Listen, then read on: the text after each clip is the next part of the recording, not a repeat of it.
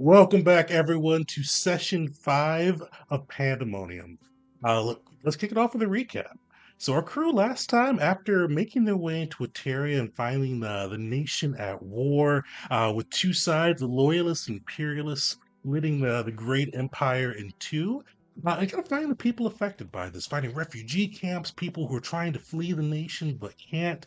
In the midst of this, finding a lot of factions trying to take advantage of the chaos within the Eternal Empire. One of the primary ones being the Reclaimers, a sect with some with kind of varying ideology, with all of them though trying to bring back, or either bring back to life the god Issei or free him from his imprisonment. It varies sect to sect what they believe, but they all have that same goal of making Issei, bringing him back to the material plane and making him a power once again among the gods.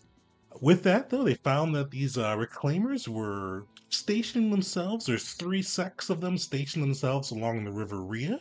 They encountered one of them and were able to, actually, the sect almost eliminated themselves. It may appear they had a soul crystal that they were using undead to gather souls for them and power whatever ritual they were looking to do, but the crystal exploded, killing one and turning the other into a vicious wipe. But the group was able to take them out and found some records indicating that there's two other camps and decided to bring that information to General Thrax, a general who has a reputation of being unyielding, pretty a competent tactician, popular amongst the common folk, but not too popular among the nobles. And the group with this made their way to Thrax's camp, catching some deserters as a little bit of a peace offering to earn the general's favor. With that, they met the general and saw as they came in to meet him that one of the delegation from Clan Sonoro was trying to either woo him at the start, but at the end it turned to curses as one of them loudly yelled he should have been drowned in his crib after he continued to keep some of the soldiers that were deserting the Eterian army from different legions to his legion, the 13th. And with that, though, you guys were escorted into General Thrax. Kind of winning over the general with some of your principles and kind of what you were doing. Initially, he had a little bit of a thorny response to you guys deserting in his view, but you guys pushed it that you were maybe disobeying orders, but you thought your way was the right way, and he's kind of in a similar position, so that message resonated with him. With that, you shared some of your information. He shared some of his, letting him know that he is trying to uncover what is going on with in the northern regions, where kind of the smaller villages were just disappearing. And by disappearing, the homes, the barns, the roads, everything was intact, but the people were gone. With no signs of struggle, no signs of combat, he'd been sending spies in, sending his army and units in, but for some reason, anytime he sent his army to a village, that village would never be picked. Even when he tried to infiltrate with spies and other resources of the 13th, the Legion was never there when the village was hit by whatever is plaguing Eteria. So he kind of offered you a little bit of a devil's bargain here. He's decided to act upon your information with the Reclaimers, marching the 13th Legion into the desert along the River Rhea to root out these camps. And then he offered you guys a chance to figure out what is going on with these villages. But he believes there may be a spy or somebody watching his camp, so he had to make a lie to sell the story. So you guys are going to the official story is you all were being escorted to Clan Sonoro, or to Sona with Clan Sonoro to Jeet Abe's mother, to be kind of held in captivity due to your abandoning the arbiters, and to kind of let the arbiters that are there, Squad 7, make their decision on what to do with you. But the plan was always for you guys to escape. And while it turned into a pretty vicious battle with Morlocks, a young green dragonborn who just joined the Legion, pretty heavily scarred by mockery, but his life was spared. And others are just kind of getting a pretty knockdown, drag out fight with Jeet almost being a death save away from perishing or dying away from perishing. But you guys pulled it out, defeated the group, defeated them without killing any of them, which would have spoiled your relationship with the general. And you guys were able to escape into the desert and get a good night's rest. Uh, with that though, before we dive into that, because you guys know, and also too, you guys were able to, before you rested that night, figure out which of the villages could most likely be next. Because you got Wisteria was able to go through the data and found that even though they were trying to appear random, even when you're acting random, there's usually some thought process to your logic, and found which of the three villages would be their target. Finding the village of Batavia, kind of a remote village along, kind of near the coast of the northern edge, was going to be the target. But before we dive into kind of what the group's doing next, we did this I think second session, but I want to check in now too. Where's the crew's head at with after everything? After dealing with the general, after having to combat the squad of Batarian legionnaires, and escape to the desert to potentially save a village if things work out well. So I'll take volunteers first. Kind of where's your character's head at, and kind of what are they thinking? Or are they thinking and feeling about this next mission? Is anybody willing to go first? I can go first. So Wisteria is super excited about that whole kind of plan we just executed with the general. That sort of like subterfuge to avoid the spy is exactly the sort of stuff she loves figuring out and doing, and it's glad that has all gone well. She's really curious about this sort of mystery to solve and what's going on about the villages. She hasn't heard anything like this before in her travels and is just excited to see like what kind of we find out about it.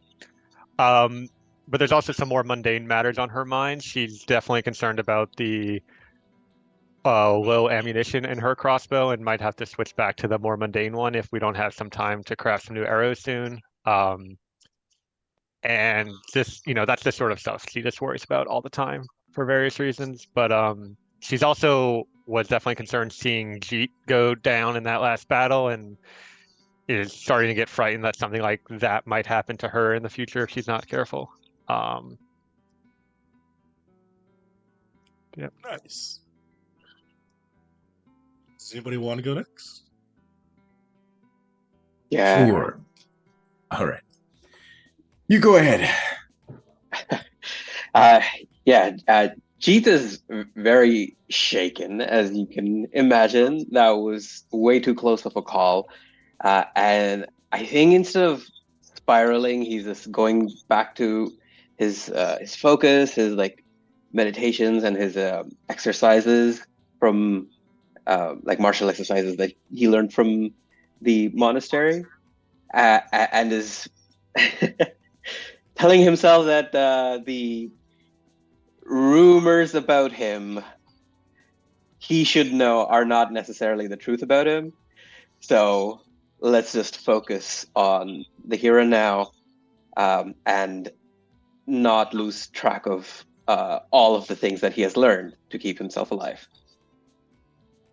Definitely fair with that near-death call. Yeah, it's probably like a try. He nearly died. He knows that his kind of his name is being spread around Eteria with not the best connotation. So yeah, it's probably a rough go for G.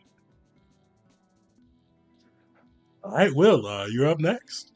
Sure. I think Will is his thought process is relatively simple right now. He's a little bit frustrated that this has all become a lot more complicated, just like in terms of like in order to do this, we first have to do this, but in order to do that, we have to do this other thing. And in order to do this other thing, we have to do another thing. And it's just like feels like there's too many steps in this process to just like find this dang king. But he's very I guess nervous about what's coming ahead, because that was a nasty fight that we had to deal with just now. So probably a little bit worried about Jeet, but otherwise just trying to push forward, just trying to get all this done because it is annoying. All right. Yeah, Belric will go next if that's all right. Yeah.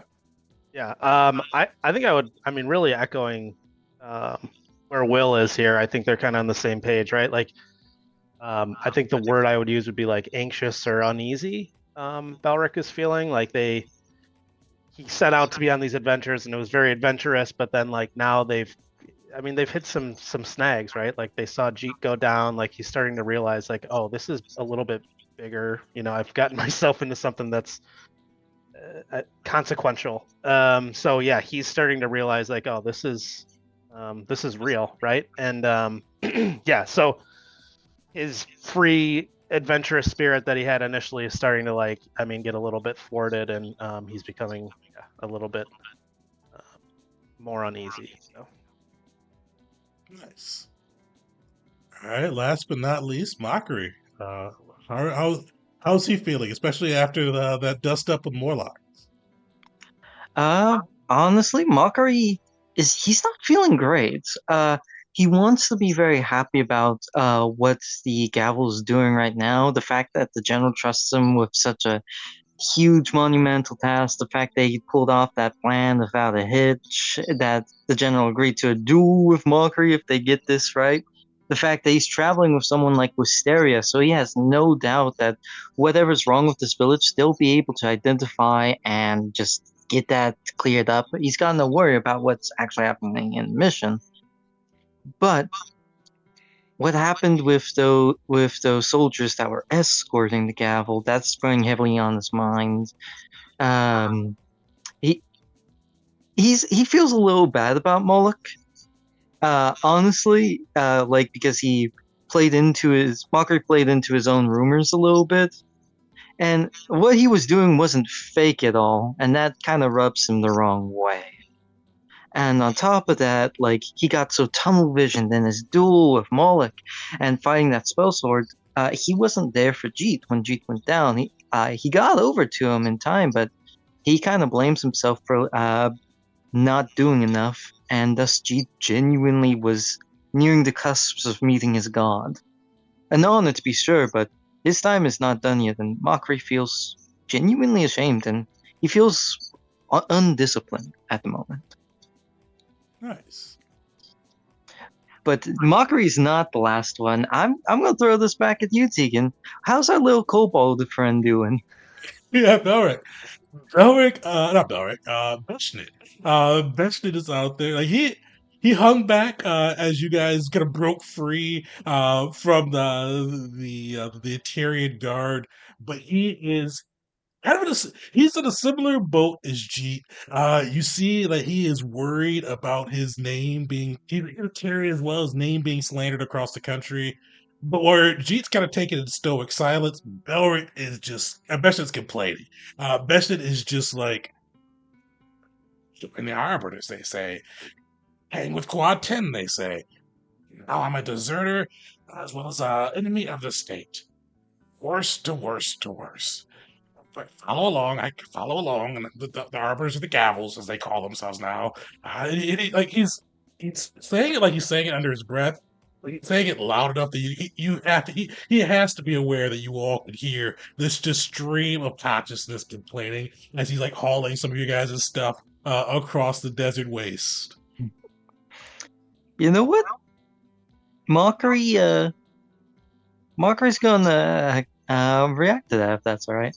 Yeah, go for it. He's gonna look over to Veshnet, and then look to the gavel, and then back to Veshnet, and he's gonna realize something. And he asks this to Vesnik, but it's also to the entire party, the entire gavel, and he'll just say, "Are we friends?"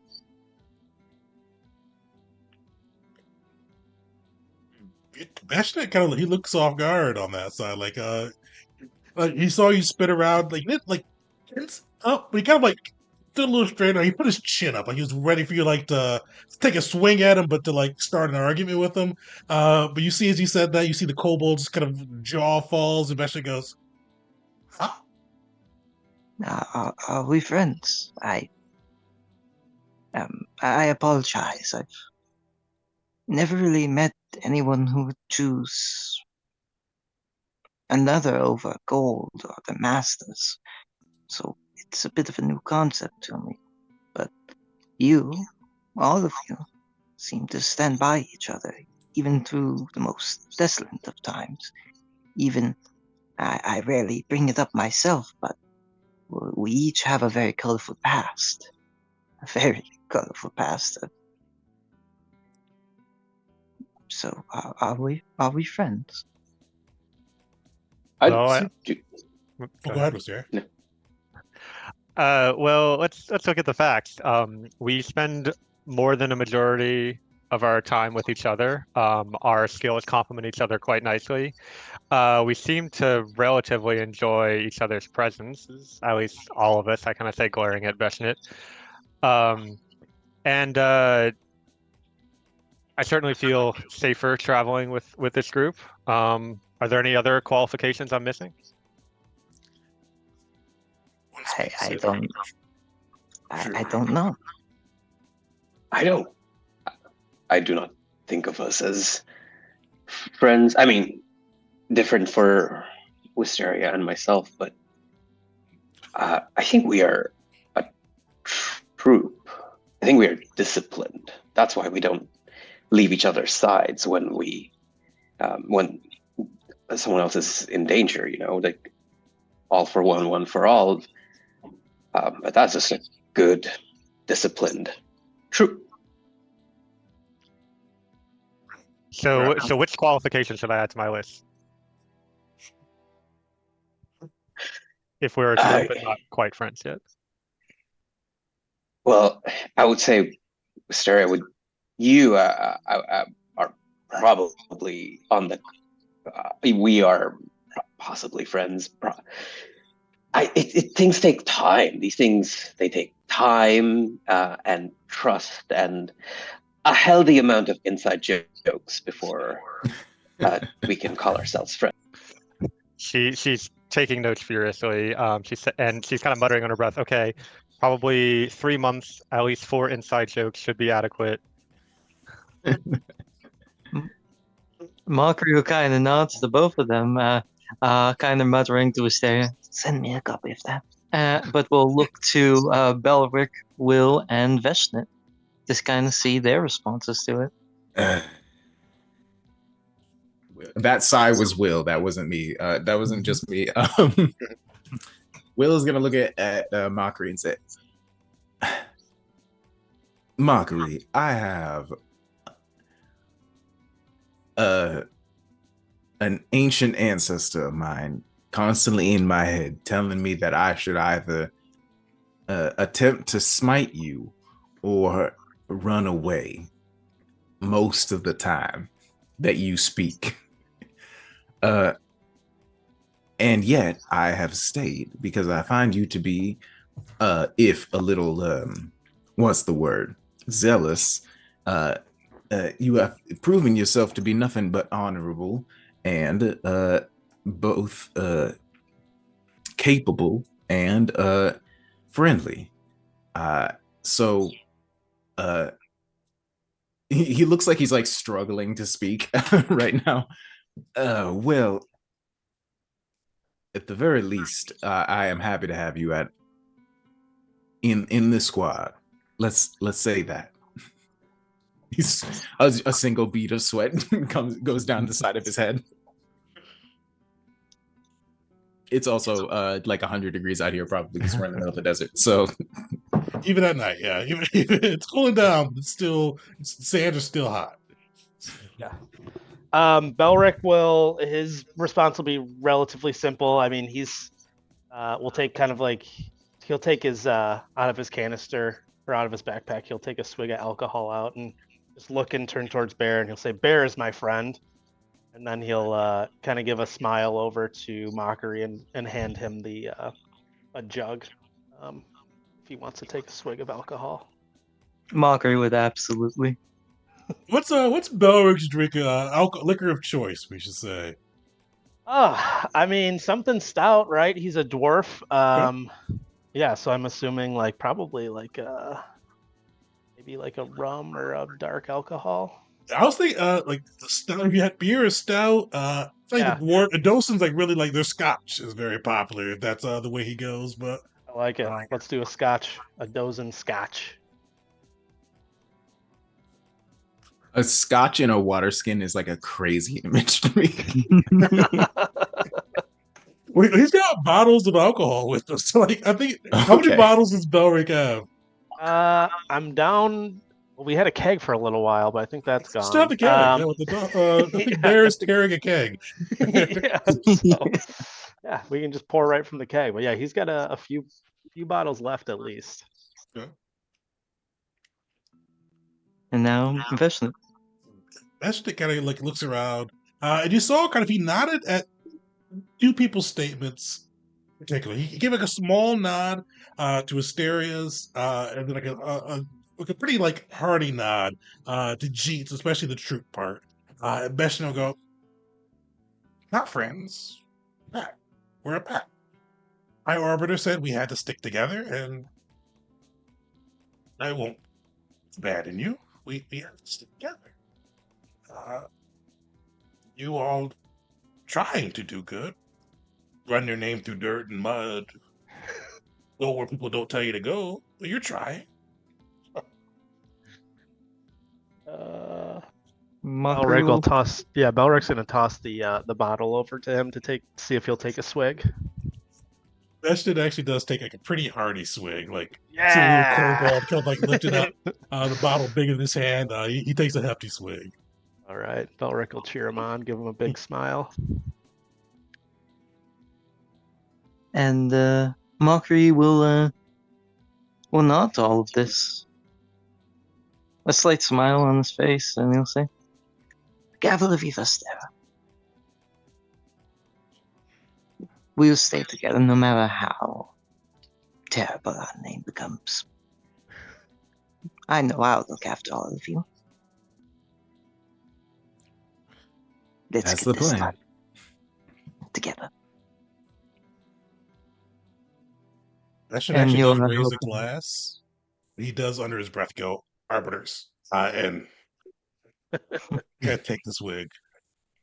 And Mockery will be helping Veshnik carry some of the gear on our travels now. Nice. Yeah, I have a question. Where have we where are we right now? We are like on the way through the desert to that town, basically, just like camping out in the desert. Definitely. So you guys are kind of actually in the kind of more lush, or like kind of the edge of the desert and lush kind of sections by the River Rhea over here. So yeah, because you guys were able to. That's a good point. So all things will happen too. Because initially, when you guys were brought to the general's camp, uh, Velnu offered you his cart along with his driver and one of the guards. Uh, but you got separated from them when you were taken into Atarian custody. So you made some pretty good progress on the first part. But it'd be about 2 days kind of hiking through to kind of reach the region over there. But on the end of that first night, kind of after you guys kind of go through and start talking, you do see, I don't know who's, probably Wisteria. Wisteria is probably carrying this, the chalkboard or the message board that Velnu provided you kind of lights up and you see a message starting to scroll across it. And basically it says, "Heard there was trouble with the general. Do you need assistance? Crew said you can't weapons." And then it ends there. I think that's about 25 words. I'll go ahead and write back, kind of intentionally being vague. Everything's under control. I will give him like our location, like we're in this area, this far from the river or whatever. But we'll keep you updated. Perfect. So yeah, you get that message off. This one you can only do send one message each way per day. Yeah, you guys are able to get that off. You all also the next day level up to 3 after that battle with the vicious Satirian legionnaires. With this too, so you guys are gonna be heading towards the village. There's a day's travel towards the village. But is there any what's your guys' plan for approaching the village and kind of dealing with this mystery? Just kind of get a chance to plan before you get in there. So Can we I mention still. one thing before we get into that? What's that? Can I mention one thing before we get Oh into yeah, that? go for it. Mockery would look a little taller after leveling up to level 3. And what looks to be like at least the color of precious metals like gold runs through his hooves and a little bit into his legs like veins of ore. Nice. How does Mockery react to that as he wakes up? You would hear him celebrating greatly, hooping, hollering, howling, taking some drinks, saying something about someone he idolizes, someone called Gildrick, and the Hell Knights. Wisteria will kind of hear all this and say, so what exactly are you celebrating about? I have received a boon. Normally this would be from a specific god, but this was from the Hell Knights themselves. They are in service to Hell itself and the tonic, led by the glorious Gildrick Pebbles, a once elemental, I believe he's technically still an elemental, who's received a boon from almost each of the infernal gods. He once traded with the Grove themselves. What sort of boon have you received? And he kind of gestures at his added height. Well, I've increased in size, and it seems to me. And he'd stomp his hooves to the ground. I am a lot faster. My muscles pump with vim and vigor. I believe I can cover a lot more distance in a much shorter amount of time. Well, that's a pretty handy boon. I think we could make the most use out of it if we could determine exactly how much faster you are. And if Mocker is willing, Wisteria will proceed to run him through a series of tests where she tracks like how long it takes him to get from point A to point B and get an exact calculation of how fast he can move now compared to before. Oh, he'd be totally down for that.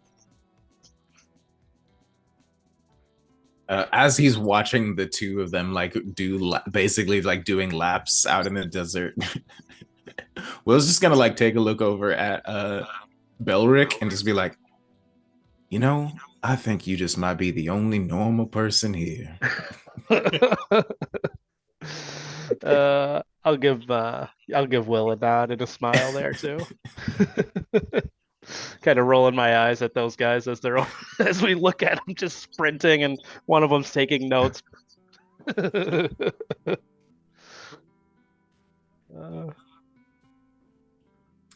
Y'all, do we have a plan for approaching this town? And by the way, any sort of ideal method? It kind of seems to me like we might just have to like walk in. Nothing. No, sorry. Getting out of the voice really quick. Nothing has happened there yet. We are just expecting something bad to happen soon. Correct? Yeah, so it was one of the kind of 9 villages in the area. 6 of them had been attacked. There was 3 that were open, and then kind of Wisteria went through the data and thinks that this one would most likely be whatever the operating groups is next target. Yeah, I mean, do we want to like infiltrate the town or do we want to observe the town? We want to go in. Part of the ruse that we pulled was to convince the town and the people in it that we're not allied with Thrax, that we are deserters of both Arbiters and hated by Thrax, because if they think that we are allied to Thrax at all, the attack won't come. So because we have to perpetuate the ruse, the ruseful party members should probably take the lead in talking to whoever's at the village. Or at least get that impression across to the spy in the general's camp. I don't know if word of that would have traveled to the village as quickly as we've been able to get there, but it might have. Could I throw down a recall knowledge to see if I've heard anything about like the history of this town or anything about the people that live there that I might have heard in my travels?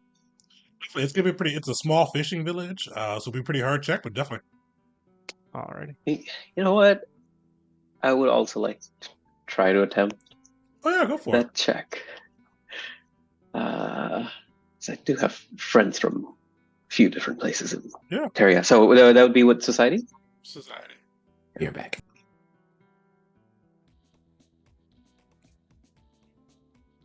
I did the recall knowledge basic action macro, if you got that.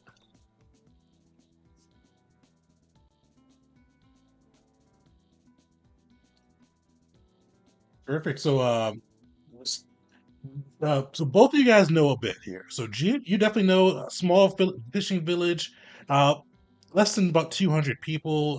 It's small outskirts, usually forgotten. Like unless tax collectors are coming through, it's really not on anybody's radar usually. Mhm. Wisteria, I mean, you probably, it seems like being Wisteria's character, you probably just did like a ridiculous research on like the Atlas of Eteria before making your way there. You know that information as well. But yeah, you know this village is about 200 years old. It has exactly, according to the last Eterian census, 180 people. Most of those are actually surprisingly human, dragonborn, and then kobold with that ratio. And overall, it's really not too much of it. It's named Otavia, but mostly fishers. Uh, they really don't have they've got like village guards, but like not like an armed or true armed force to protect them. And clearly left alone. A lot of boats, kind of for traversing and fishing. A lot of like there is, you do know there's one tavern within there, and they just call it the Atavian Tavern. Not even creative on that side. But yeah, it's really outside of, like census data. There's really nothing noteworthy about it. It's almost interesting how little has happened there. It's one of those ones. If you looked at like the area of Eteria and decided to attack someplace, it's weird that you would choose Atavia unless you're trying to truly just avoid notice and avoid scrutiny.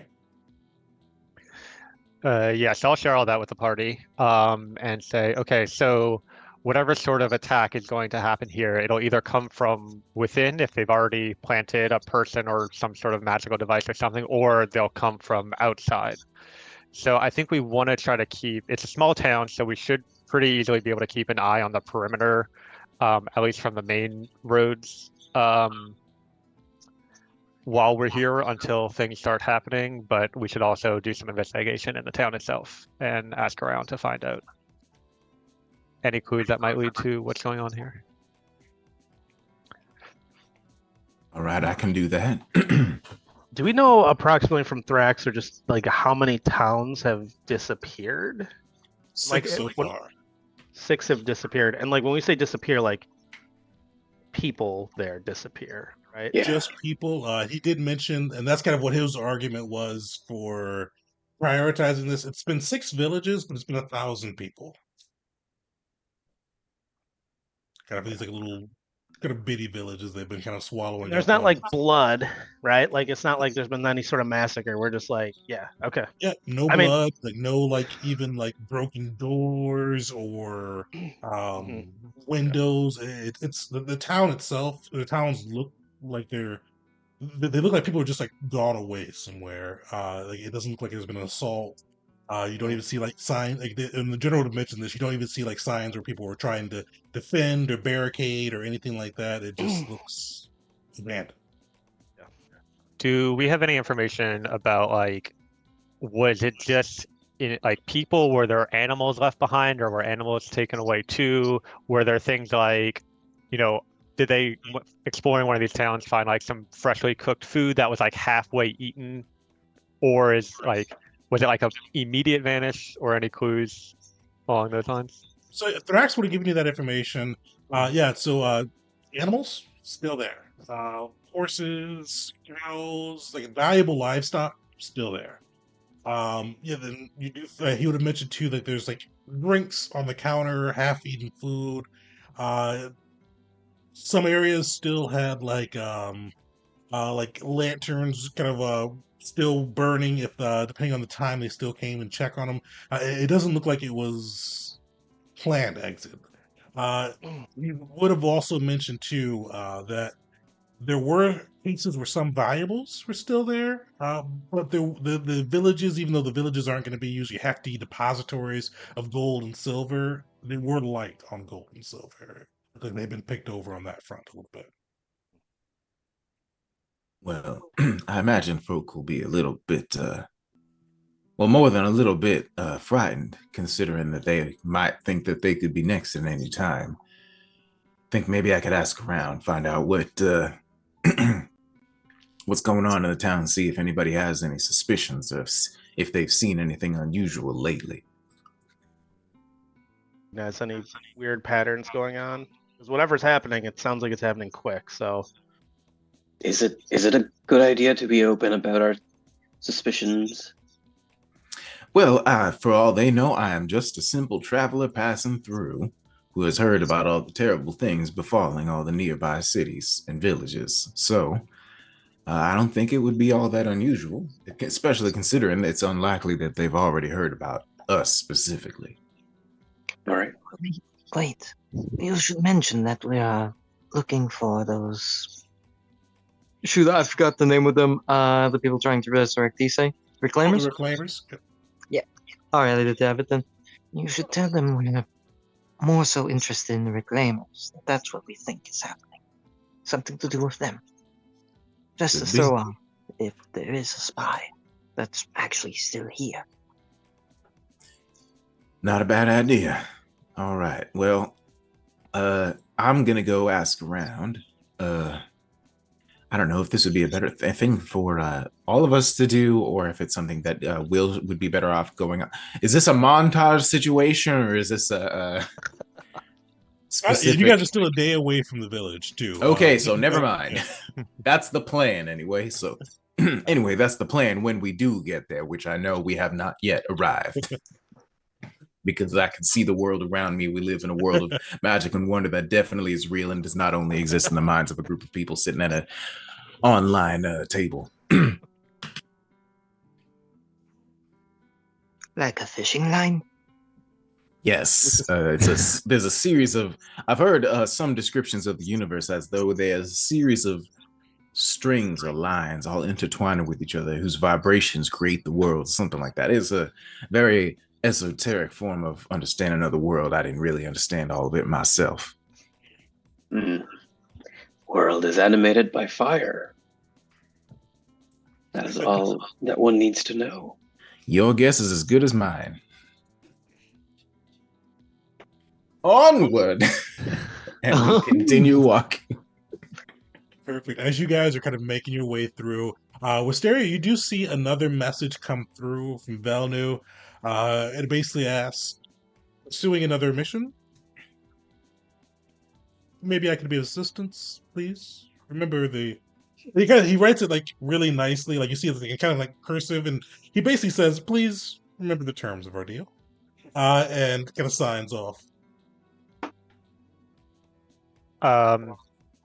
Yeah, I'll respond saying, investigating the disappearances on the northern coast. We have a lead, but help would be nice if you have any information. And then I'll say, no interesting secrets uncovered yet, but soon to come. Perfect. Well, you guys are able to make that kind of travel through that last night and get kind of within a few hours of the village for that next morning. You guys are able to rest, get your strength back up. Before you guys head off, however you want to approach the village, you do have one last message from Velnu. And you see it goes, curious, investigating disappearances. Fortunately, no information. But if you do find how they were able to take the villages without bloodshed and bring back a sample of the magic or whatever, I will pay 150 gold.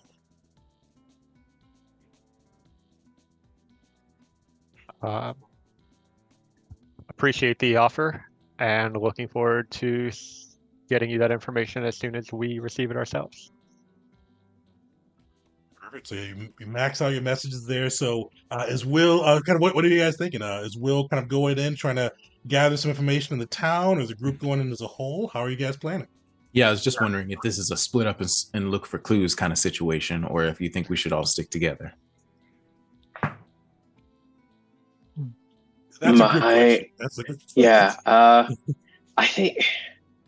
I think we should all just stick together and not make it seem like we are looking for anything suspicious.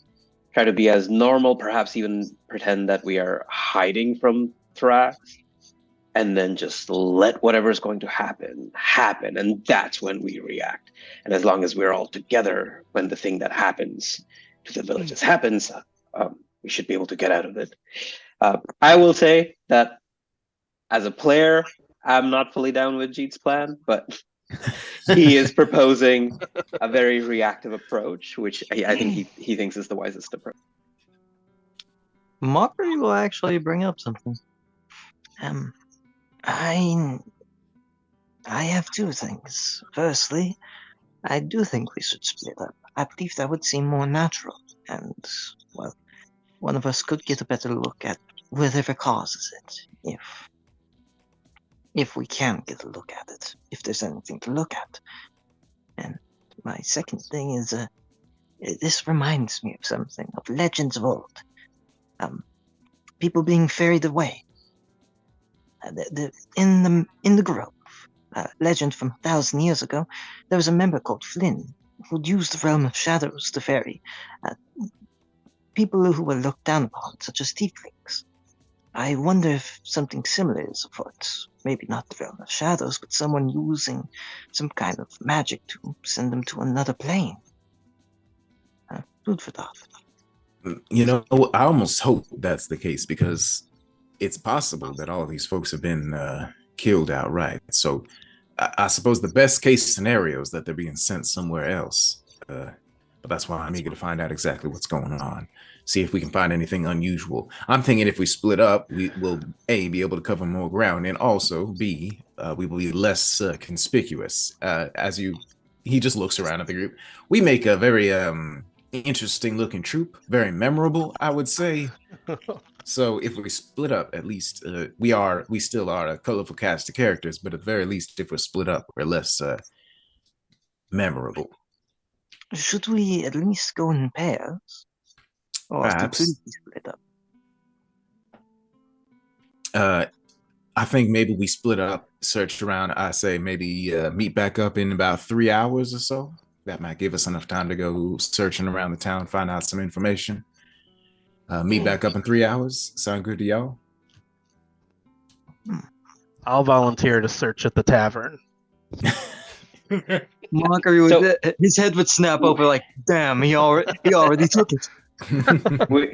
Look, let's first get to the village. Let's get the lay of the land first, and then we'll decide how we want to split up.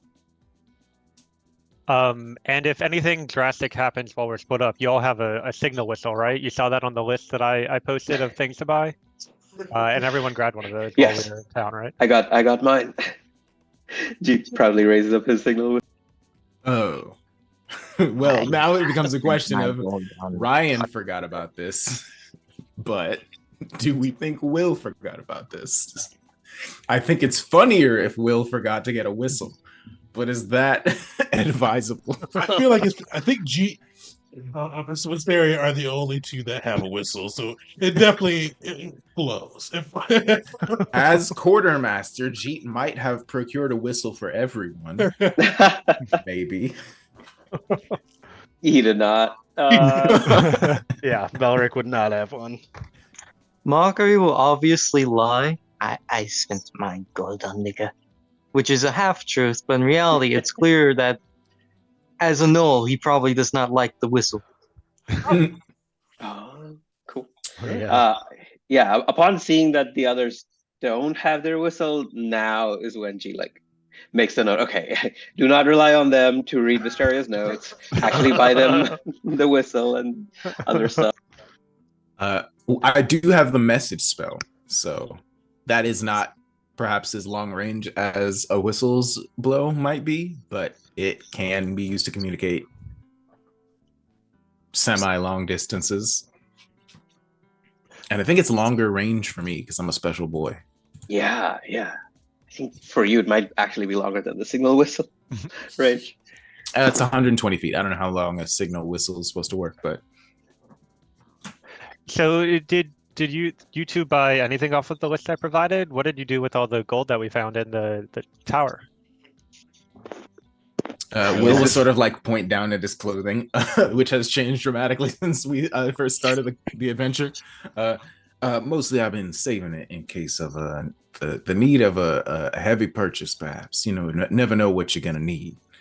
You know, like a signal whistle might be something we might need, but You got me there.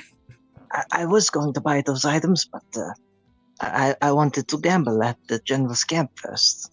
Of course, it didn't work out that way, but I could have doubled my gold. Or at least taken the wages of the soldiers.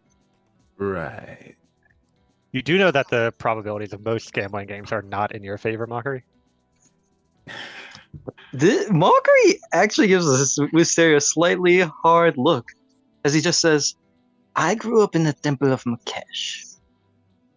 I win. Even if I lose, I win. Interesting. I think a chance at least. Well, next time we're in a village big enough for a gambling hall, take me along, and I'd love to calculate your probabilities versus the probabilities of the normal people. Mockery's got a big smile. Wisteria's probably been kicked out of a casino for counting cards, I feel. But yeah. I think I would actually use this the first time I'm going to cast the message spell to Wisteria. Just be like, I think he means that even if he loses money, he considers himself to have won. But maybe not. Out of character, I'll give it to you. Most gambling halls that Mocker would go to is probably dedicated to Makesh. Anything he loses at the table is going to Makesh. So, or at least the priests or demons of him. So he feels like he wins no matter what. Great. It's just a generous donation to his god. Good. Love it. But all right, okay. So, what this village be looking like? Yeah, definitely. As you guys approach, you see kind of the sands beneath you, just kind of burning with heat. You see the sun is high up in the sky, shining down. You see this village and kind of the waters of the ocean beyond it. The village, it's not really much to look at. You see it's sprawling enough to fit 180 people. You see it's kind of like a raid, mostly kind of on the outskirts of it. It's kind of like a lot of like sort of like adobe style, like kind of built out of like the sand and limestone. You do see in the kind of as you get closer to the center, as you come from the outside, you do see some nicer houses. You see within the air, there's a lot of like just some birds kind of swooping through. One of the things you notice is like the bugs are like really heavy, kind of right by the water. You see a lot of bugs kind of flying through the air. And one of the things you do notice, kind of along on the ocean's kind of front, you do see kind of like a low mist, kind of like at the ocean side, kind of like flowing in and out of the village. But you do see it is kind of as you guys wade through and closer, you do see the sands, but you do see some areas where they've kind of like got a little bit of agriculture as well. You see like some of the like a little bit of a farm with donkeys, camels, and things like that. You do see some of the desert plants, the farming areas too, where they've tried to grow some of the more hardier wheats that can be kind of what's the word I'm looking for? Like irrigationally fed with water and things like that. So it's a small fishing and farming village. You do see kind of people working. Not too many people. Like, you see people going in and out of the village, but most of them are going like to the farm, to the water, and to the place. You don't see like a lot of like other travelers on the road towards this village. But it kind of seems like as you at least approach the outskirts, people kind of going about a standard village life. Right. Something that stood out to me when you were talking is that there's a mist on the lake. And I feel like Ryan Williams, think that is unusual for a desert community. But is that unusual for this area, or is that something special about this town, perhaps? I don't know. Is that weird? Should I Make think, does Will think that's weird? Make your choice, depending on which angle you're going from, of a nature or society roll. So nature, if you're trying to see if this is more of an unusual weather occurrence. Society, if you have any idea of the history of the village. The Wisteria did do a pretty in-depth report that Will may or may not have listened to.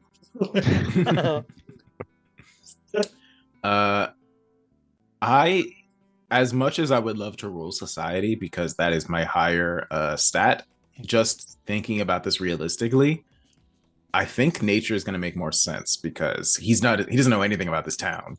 But the fact that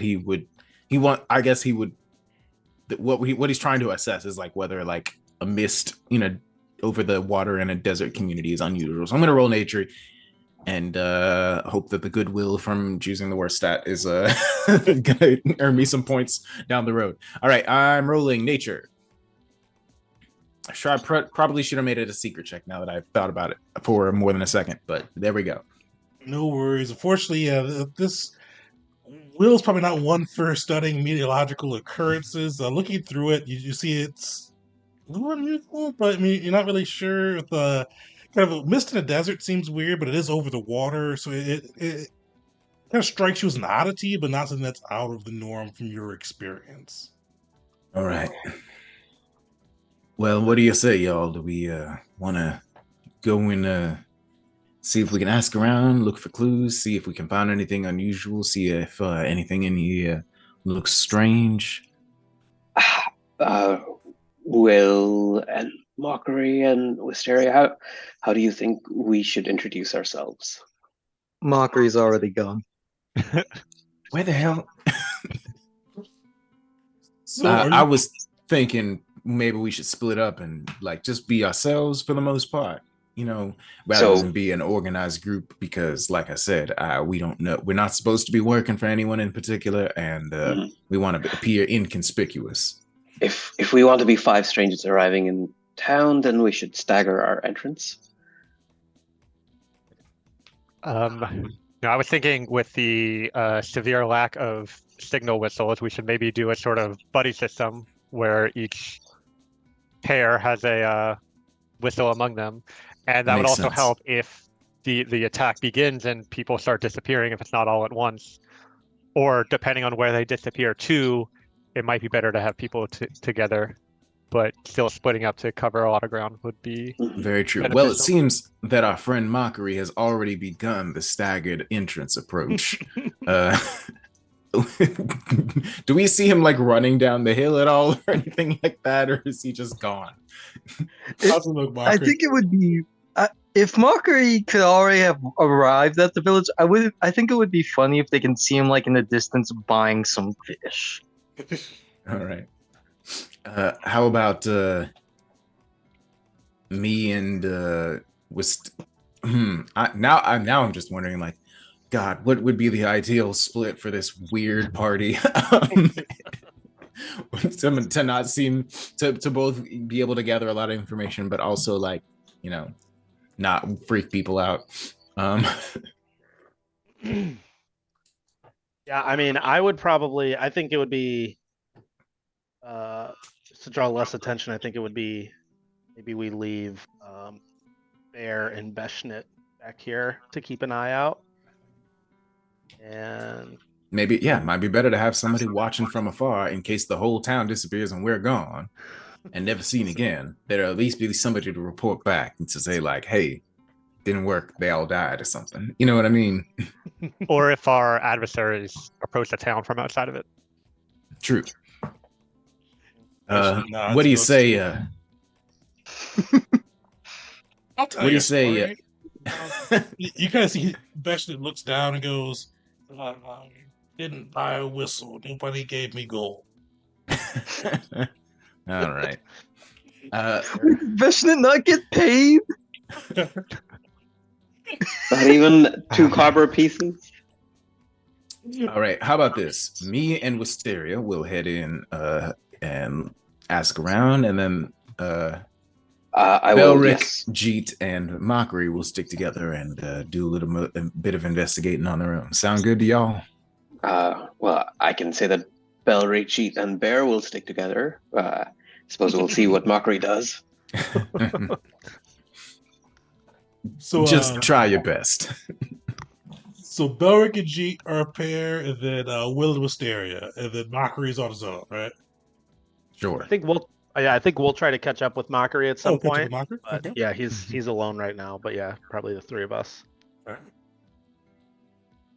Sweet. Yeah. So you guys make your way, kind of staggered approach to the village. It's kind of like you see a lot of humans, some dragonborn, some kobolds, kind of going through. You see, and one of the things you'll probably notice, especially compared to some of the people you've met before, the dragonborn, and even kobolds, again, our scales are a lot less. Like especially compared to like the General Thanza or the representative you saw where they were like General Thanza was bright emerald, the other ones was bright silver. Their scales are a little bit more muted, kind of like more not diminished, but like this not as shiny as some of the nobles you've come across. But you see, like they're mostly just fishing. You see, kind of a mockery. You definitely can find a guy hawking fish. You see, he's got a little human guy, older, dark skin. He's pushing this little cart, going mackerels, clams, oysters, one cup. Just kind of pushed it through. And he as he sees you goes, fish? And what are Fish. Oh, I am Mockery. you? A joke? Most people believe so. Is it a joke on you or a joke on me? Really depends on how you feel about me. You want to buy fish? Yes? You said clams? Yes. You see, kind of like ruffled in, like you see, kind of like on some like ice, like rudimentary ice. You kind of see him hold out 2 clams. He goes, "Here you go, 2 coppers." Mockery just looks at this and crosses his arms. Do I look like someone who would only eat 2 clams? How many do you have? Kinda, you see, like with this, like he tries like put on a poker face for a second, but you see like like his like lip tugs into a smile, and he just lets it loose. Goes, rifling through clams. Want them all? How many clams? 20. Mockery kind of nods his head at them. That's a good start for this. You said 2 copper each. What about for 20? I'll pay you 35. Buying in bulk. Sure, sure. And you guys like he's just like like he gets like this little like paper would be a good thing. Like bamboo plate. And you guys see him bring up this bamboo plate. He kind of just starts chucking the clams on. They go 35 copper. There it is. There it is. Oh, I'm not done yet. Hmm? And he'll ask, I've been traveling in the desert. I've been craving something a bit earthy in comparison to my rations. Do you have any fish that's got a bit more earthy flavors in it? We got a sea urchin. Think that's earthy. Oh, I love sea urchins. I had some during my trip to the Black Tusk Isles. How many do you have? Just one of those. That'll be a silver though. Mockery narrows his eyes and crosses his arms again. There is not enough supply and demand for that to be 1 silver. Who else eats sea urchins? Everybody Who eats else sea is going to deal with cracking them open? urchin. You see, he kind of like looks like buddy, like kind of like he waves to villagers who are pointedly not paying attention to this interaction with the merchant. Everybody buys these urchins. It's silver. You're a big spender. I'm a big spender, but I am no dunce. And Mockery would like to not to truly intimidate this guy or bully him, but more so aggressive kind of negotiations, haggle his way down on the sea urchin and probably 3 more fish, possibly shellfish. So give me a intimidation check. I need your help with that one. Oh yeah.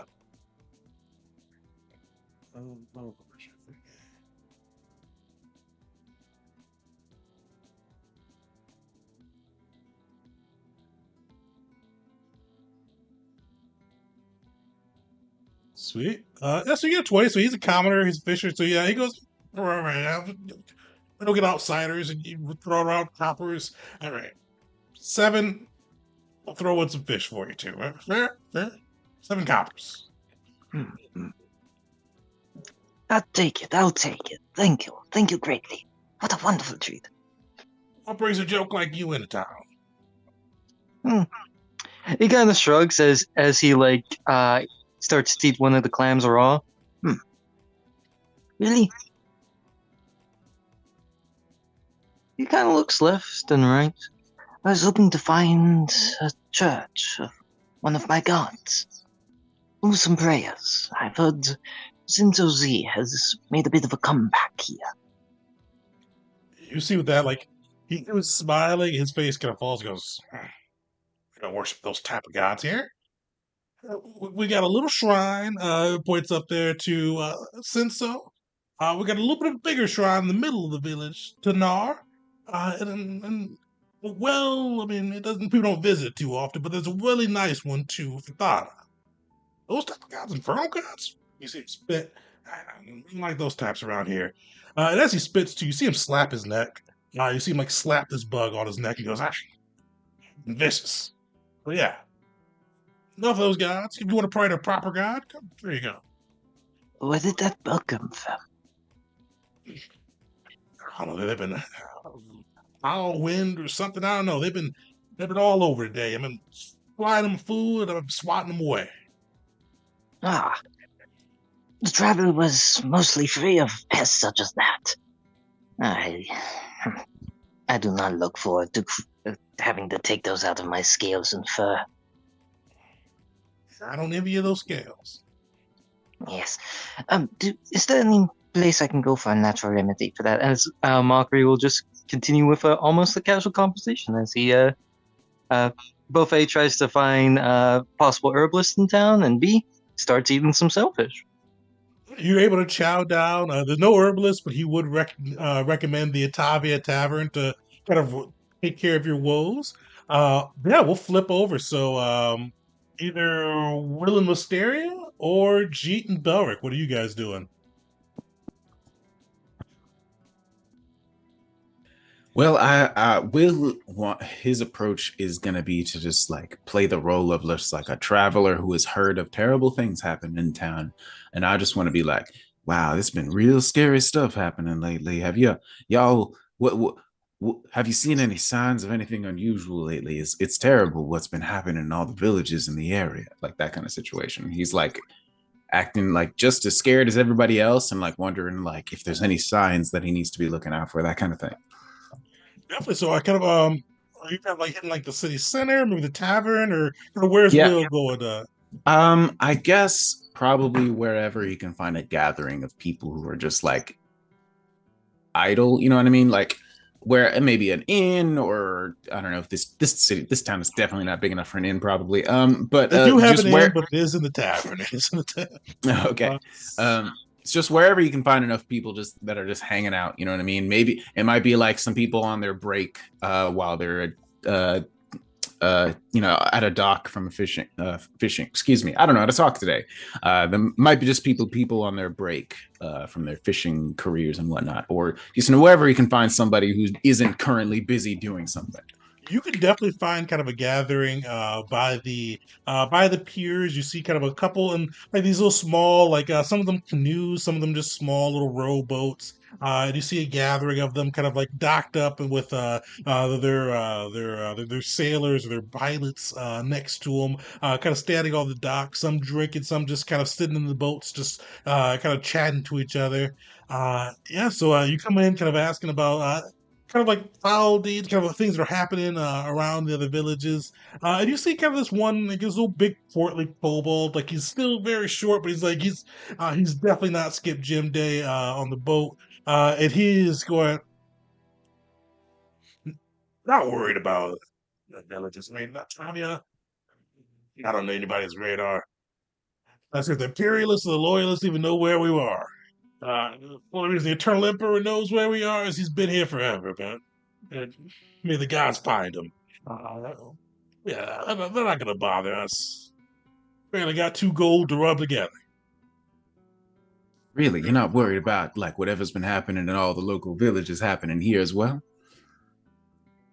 You see kind of another one speak up, like this little kind of dragon board, like light red tint through his scales, and he goes, "It could happen to us. I mean, but outside of you lot, I not seen nobody new. We didn't see somebody new if they're coming to us." Has anything strange happened here recently in the past few days or weeks? Anything out of the ordinary? You see they kind of look back at the kind of the encroaching mist from the water. Goes new. I mean, kind of see they usually kind of points up to the sun and kind of the Tyrian heat. This is still kind of like late spring, so definitely getting warmer, but it's a warm day. It feels like a summer day today. And he kind of points to the sun and the heat and goes, "We get mist. Not in this type of heat. Usually a little cooler for this type of thing." Interesting. Crazy. So that mist is new. That's very concerning. Will is trying to act like, because of the way he's dressed, he's sort of like taking on the persona of like a fearful dandy, like oh no, what terrible things will befall us while we're in this podunk village. Except he doesn't have that voice. Well, I suppose that we will have to be moving on as quickly as possible then. I don't know about y'all, but I think I would be quite concerned if there's unusual weather patterns happening in a place where people have been disappearing. But what do I know? I'm just a simple gentleman just trying to make his way in the world. You see the buff kobold go like, "You're a fancy lad. What what brings you out in these lands?" I mean, we're I see he pounds his chest, even though like, he's got like muscles, but like clearly just a fisherman. He goes, "We're Tarians. We don't scare easy. Fancy lad." Well, that is quite admirable of you, but I think I might have to move on. We'll do our business. He looks over at Wisteria to just kind of like do the give the ruse a little bit more weight, and he says, we will make sure that we do our business here and then move on as quickly as possible. But it is good to know that is unusual in town. I've also noticed recently that there seem to be a lot of insects flying around. Is that typical for this town of yours? I find them quite vexing. You see one kind of flip one way. Get mosquitoes usually, but not these bugs. This is new. Uh, Emperor curse them though. They're annoying as all hell. Now that we're actually in town, can I tell what they are? Like what kind of bugs they are? Give me a nature check or a survival check. All right. They are the same score for me, so I'm going to choose nature. I forgot to make it a secret check again. My bad. No worries. You take a look at them. Like they're bigger than mosquitoes. They look like kind of like the fat bumblebees. They've got like this kind of like grayish green color to them. Like narrow heads with like, these big kind of almost like bumblebee butts on there, but a little bit bigger than bumblebees. But yeah, they're kind of just swarming around. Like they're kind of like they're not like stinging you or anything, but they will kind of land every now and then and just swat them away. Unfortunately, outside of that, I mean, you've never really seen a bug like this. You definitely kind of like looking at the colors, like they're not from here, but outside of that, you don't really have too much of a clue for them. He looks over at Wisteria. Have you ever seen dreadful creatures, anything like these before? Can I throw on a check myself? Yeah, go for it. All right.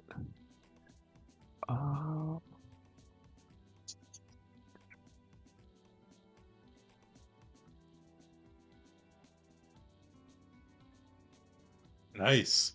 Yeah, you get a good look at these creatures. One of the big things that comes for you though is you realize you've never seen something like this. You're able to get a good look at kind of what it is, like kind of how it's built or not built, or how its body is formed. You see the kind of the same green and silver coloring, but you can definitely tell like the kind of the bottom of its body, kind of where the bee stinger would be, like kind of this big bell shaped piece at the end of the bug. Uh, it's large. It's too large to sting with, but it definitely kind of seems like something with your guess. You probably make some noise. It looks like something that could like rattle and make a significant amount of noise. It definitely just kind of has like unnatural feel. I should kind of examine it and try to place it. Is the kobold still paying attention to us? Yeah, if you guys are still kind of if you guys are leaving, they'll kind of stop paying attention as soon as you get off the dock. Well, I'm gonna kind of wander around the dock a bit and try to find like, I assume the fishermen have bottles of like bait or stuff like that, and I'm gonna try to like swipe a bottle, empty it out, and then try to use it to catch one of these bugs. Definitely. So, yeah, give me a thievery check. Will, as he's doing that, are you doing anything in particular? I guess just continuing to talk to these fine working gentlemen. Perhaps a distraction, maybe. I could be distracting them while Wisteria is off the thing. If I know that Wisteria is doing that, she might be good enough that I wouldn't even notice she's doing it. Wisteria, are you cluing in Will before you go? I'll just kind of whisper like, keep them distracted as I kind of wander off. Lovely. To do this. All right. Will, in that give case, me a deception check. all right. Should this one be secret? Oh, no, you can do this one out loud. All right. I'm pretty good at that. Oh, and I should be throwing a +1 onto these because it's investigating my lead. Yeah, so you kind of start talking to these villagers, and they're kind of looking at you and kind of nodding, like, oh, yeah, you're scared. Okay, we should be concerned in the mist. Okay, we got you. All right. You kind of see, with that was a 13. It, so yeah, so you kind of get a mild success on that one. So with that, yeah, so it allows Wisteria to be hidden there. So Wisteria, give me a flat-footed check with a +2 circumstance. Not flat-footed, a thievery check with a +2 circumstance. Okay. I did a private roll right before Will. I don't know. Oh, sweet. Completely. I didn't add the bonus though.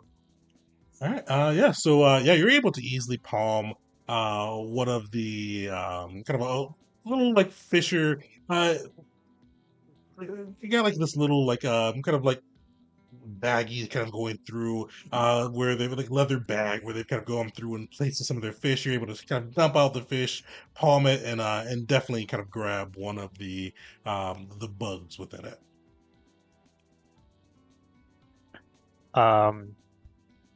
Yeah, I'll tell Will. I think we can bring this to Belric. He might have some ideas about this. But it certainly is strange bugs. The other thing I want to do is pay attention to the mist, because it's definitely concerning that he said that mist is typically burned away by the sun by this point in the day. And although Wisteria is not a caster, she is trained in Arcana. She's like studied magic just from books and things like that. So she'd like to see if she can figure out if there's anything magical causing this mist to sustain. If it's magical itself, or maybe there's some sort of magical source emitting the mist hidden somewhere around here or something like that. Definitely. Give me an occultism check. Secret.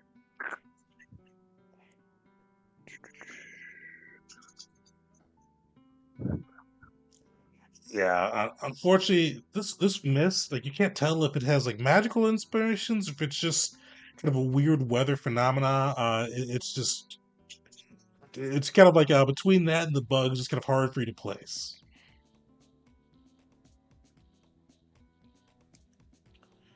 All right, but we're gonna flip over to Jeet and Belric. While they were doing this, what were you guys up to? Belric, should we go talk to the locals first, or should we first regroup with Mockery?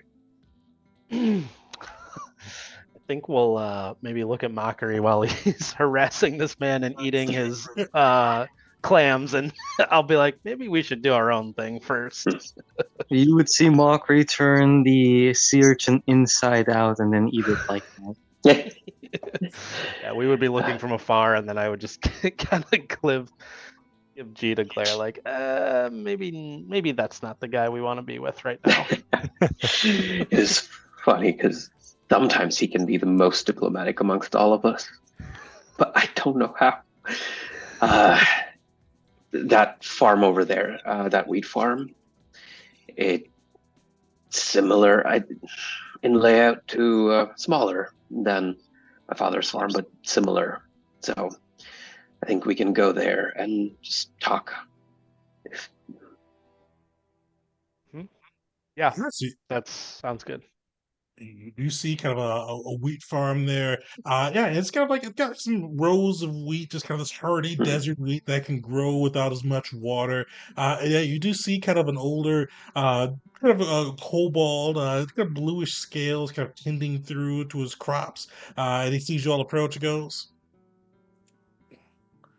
"What brought you lie here? We don't see too many dwarfs, and well, I guess we do see humans around here, but not many in that fancy armor." Hail, friend. We are passerbys, just a ranger and a cleric making our way across these lands, and we were hoping to stop here and perhaps just rest for a bit. Where could we find the most hospitality? And in return, we would be willing to give some payment as well as blessings of Nar, if that would be welcome. Well, I wouldn't turn my head down to a blessing, but if you want to stay somewhere, unless you want to work the farm, I recommend the tavern, but we do need people to work on the farm. So, I mean, I see him swat the bug again. If you want to deal with these bugs today, you could do some work in the fields.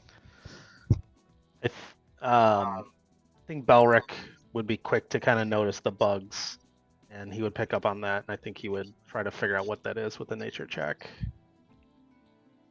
I'll definitely go for it. I know this is redundant, but we're not connected, so I feel like this is. Do I need to do this privately? Private one, so if you hit control, it should private it.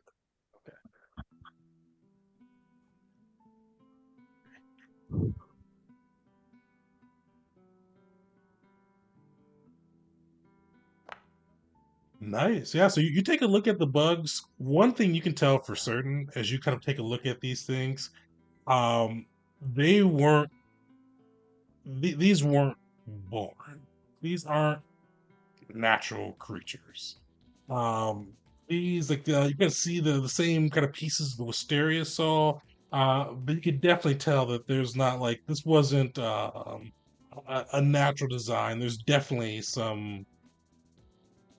something at work here, whether it's alchemy, magic, some type of outside force shaped these things.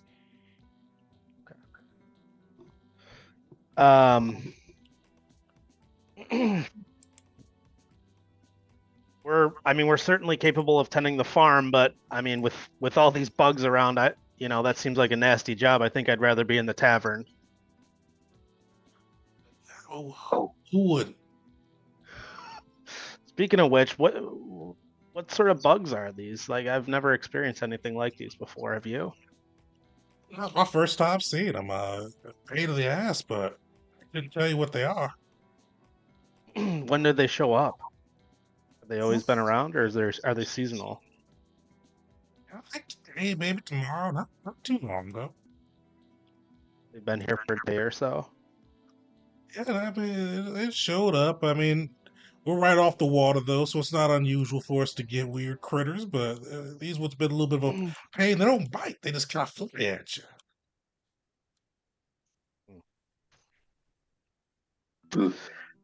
frowning towards Belric, it's like making eyes like, this is significant. This is. I mean, could this be a lead? yeah. What do I have in my backpack? I would I would be inclined to get a sample of these things too, just to see. Well, let me see if I have some sort of got alcohol.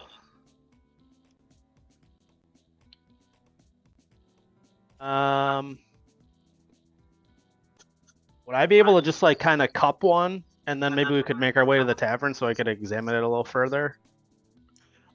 Definitely. Give me a thievery check. You don't have to make this one hidden, but it will be pretty hard to try to cup it and move with the bug in your hands.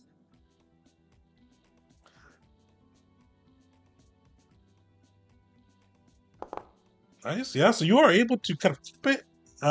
Literally just cup it. And yeah, you got it like in your head, it's buzzing against you, not biting anything, just kind of buzzing back and forth. But you're able to kind of keep it pinned in there as you guys start to move. Yeah, as this is kind of going through, as Will and Wisteria are kind of finishing their investigation. Mockery over there eating pound of fish and talking to the fisherman, and Gene Belrick talking to this farmer. You see, well, two things happen, kind of hitting both your senses at different points. First thing is you see like that mist that had been against the water side, like kind of it was like hanging there and kind of not really doing much, kind of flowing back and forth, rather than just like kind of just waving in and out.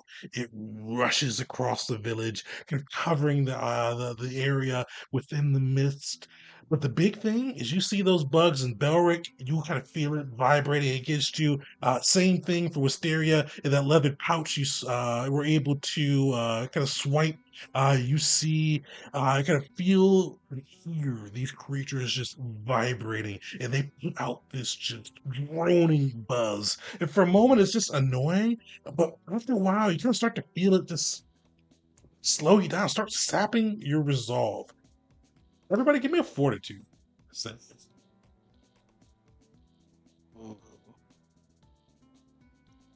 Mm-mm. I have just Setting your returned. resolve, you say. Would Mockery's dedication to Makash, Lord of Greed and Despair, help with this at all? Unfortunately, not. Yeah. Dang. Sorry, well, I'm making a fortitude save, right? I just reconnected from the universe dropping out on me. No worries. Yeah, fortitude save. Okay.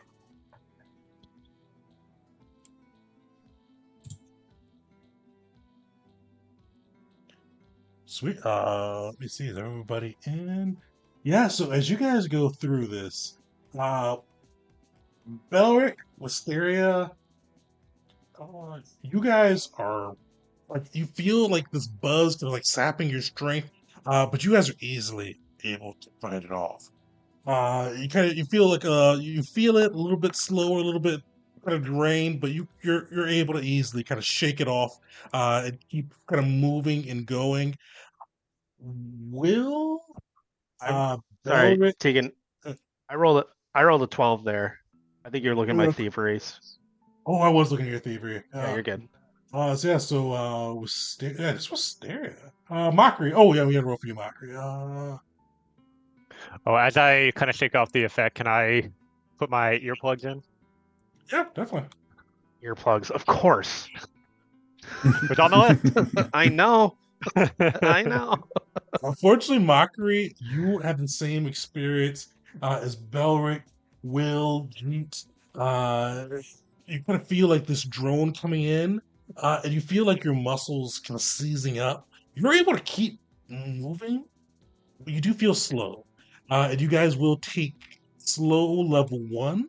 Right now, it doesn't matter, but you see kind of around these bugs are just buzzing and buzzing, and you see the mist coming through.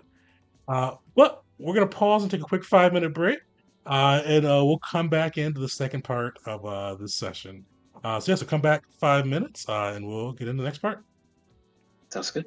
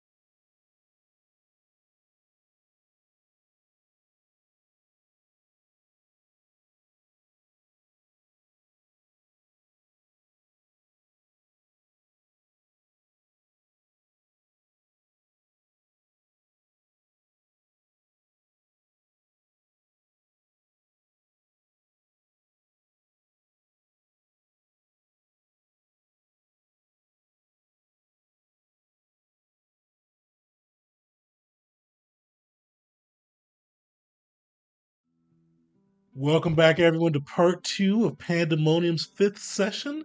The group just made their way to Atavia, a small fishing village. They're kind of looking around and trying to figure out what is going on in this village that is in the way of calamity, finding the strange mist kind of hovering off the edges of the ocean, and these bugs that are kind of going through, not biting, just kind of lying around, or they were, until all of a sudden the mist is swooping in, and you see the bugs come out and begin to just let off this drone, and some were able to quickly shake off the effects of it, but for others, they felt their bodies start to get slower and slower. But luckily, all were able to resist at least enough not to feel their body seize up upon them. And as this drone fills the air, as this mist comes through, it kind of obscures your vision. You do start to kind of hear, and for those who are kind of not slow to even see, bits of light begin to appear. And you see like these bits of just like emeralds, like a sickly emerald green, begin to start forming around various locations in the village. And you see this emerald just display art open, and you see beings begin to climb through it. Ooh. And looking through, you'd see some of these beings like look familiar. Some recognize, kind of look like the Fathomless, the creatures that you guys fought during your first run-in with the Reclaimers. Others of them, they look to be truly undead. You see some climbing out, zombie-like appearance as they kind of just like shamble out of these portals.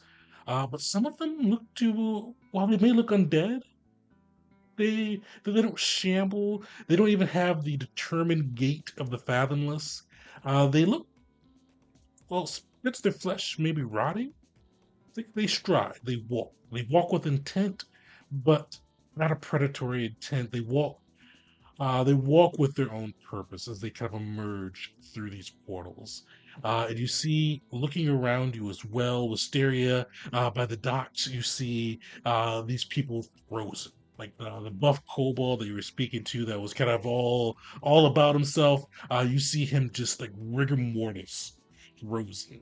Like he had his hand up to make a point, and he's just standing there. You see his eyes rapidly moving, but his body is just completely rigid. He's unable to speak. And you guys see all of this going on, and you see these undead and these creatures and um, these kind of semi-undead, I'll call them, kind of maneuvering their way out.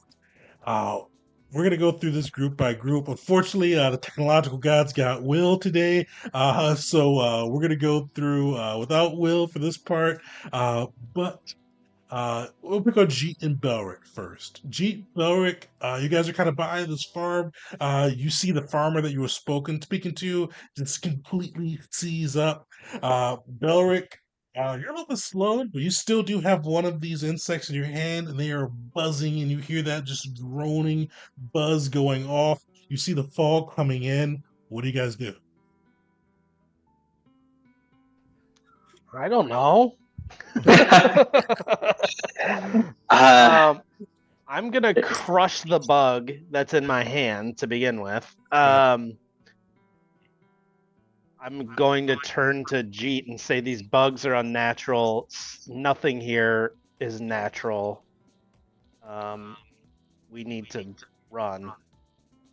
But I don't. We should regroup with the others. Sorry, I'm having trouble moving as quickly as I could, but we should find the others. Hold on. Let me. If there is something unnatural here, let me see if I can see what's going on. And he, just for a bit, like he puts his shield, stows it, and then rubs both his hands, and like sparks fly from it, and then presses them against his eyes as I cast a second rank spell. Nice. Oh, see the unseen. And then with that done, that'll be like a whole action and everything's moving slower. But once that's done, he says, okay, let's go find them. And then as he starts walking, he's going to keep looking around, see if there's anything that he can see now that he couldn't see before. You don't see anything you couldn't see before, but you do see kind of as you look at the bugs, you see almost like you see like the magic of the auditory kind of magic almost wafting off from like this just pale blue just ichor just kind of wafting off as they emit their droning notes. And you do see kind of scattered around kind of just clarify it, almost brought an intensity. You're able to catalog. There are 4 different portals scattered around this village. Kind of one main one, kind of the largest one is to be in the center of the village, but there are ones kind of like at the other 3 corners of it as well. Luckily, there's not one near your current position, but they are scattered around. Okay, Belric, alternate idea. We run to the main portal, and I'll blow my signal whistle as hard as I can.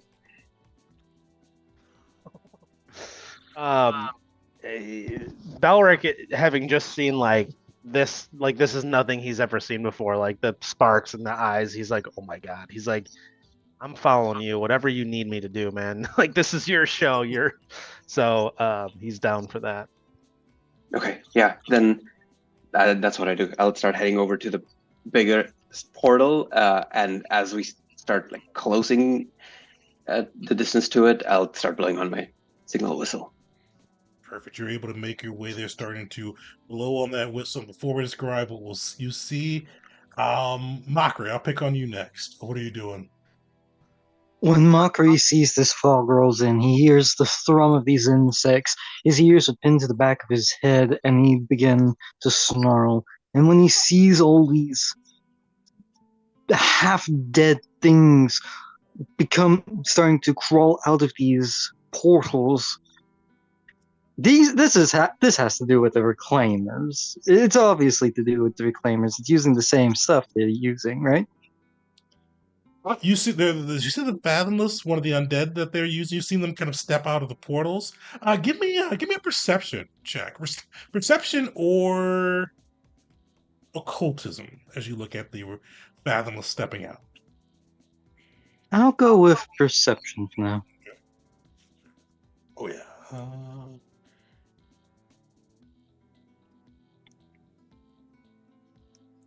Solid 21. Yeah, you take a look at these Fathomless, and while it's like the same design for these undead creatures, these large, kind of spiny creatures with these black eyes, the ones you guys saw kind of like, they look almost like the Wish version of what come out of Portal. These ones that are coming out look stronger, look more well formed, more clear, not clear eyed, but clear of purpose. Like there's definitely a degree of competency that went through in shaping these creatures compared to what you saw with the Reclaimers. So whoever they took that magic from to make those, or whoever taught them, kind of deal. Whoever just may know. All right. Mockery, not covering his ears or anything, will draw his blade and kind of call out, "You believe this? This cacophony is anything? Domic's bugs sing better than this." And he will, would he even hear the whistle over the buzzing of all these bugs? You'll definitely be able to hear the whistle. So you kind of hear that droning buzz kind of trying to sap your strength, and you hear that shrill pierce of the whistle kind of above it. All right, where? So they're in the center of town. Are those god statues also in the center of town? Also, the god statues, one of them was. It was Nar, I believe, in the center of the city. Oh, that is good right there. But you also said there was one of Simpson? No one for Shinzo. There Oh my was god. Shinso, the god of Simpson. war. Yes. I see. So Shinso and Senso do sound alike. Yeah. Unfortunately, but Senso, the god of war, was there. Ah, I see. So in that case, Mockery would make his way towards the center, and he would cut down any minor undead he'd see. But I have a feeling that there aren't any minor undead for him to cut down. Only the good stuff. So that's probably not gonna happen. You're able to race through the mist. And you kind of, as you're heading towards the center of town, kind of in the distance, kind of as the edges of the village, because you see the three portal. Actually, you probably didn't get a view. G got the view of it. The three portals outside of the or on the other side of the village are kind of like they're set like on a triangle on the outside of the village, and you see the undead kind of rushing in and kind of like starting to grab people and pull them out. But you are rapidly approaching the center, this largest portal, as you hear Jeet wailing on the whistle. Before we get there, Wisteria, Wait, how did you? Oh, go can there ahead. be one more thing Mockery does? Definitely. Mockery will dedicate this coming combat to Tomic himself, the Lord of Hell. And with that, could he roll a religion check to kind of try and call upon Tomic's audience?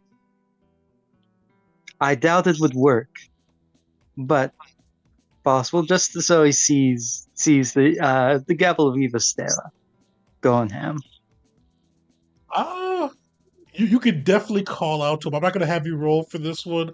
Yeah, you could definitely call out to Tomic. Maybe he's the type of god that pays attention to things. Oh, no. Mockery will call out and he'll think Tomic's watching. Oh yeah, you are able to race through.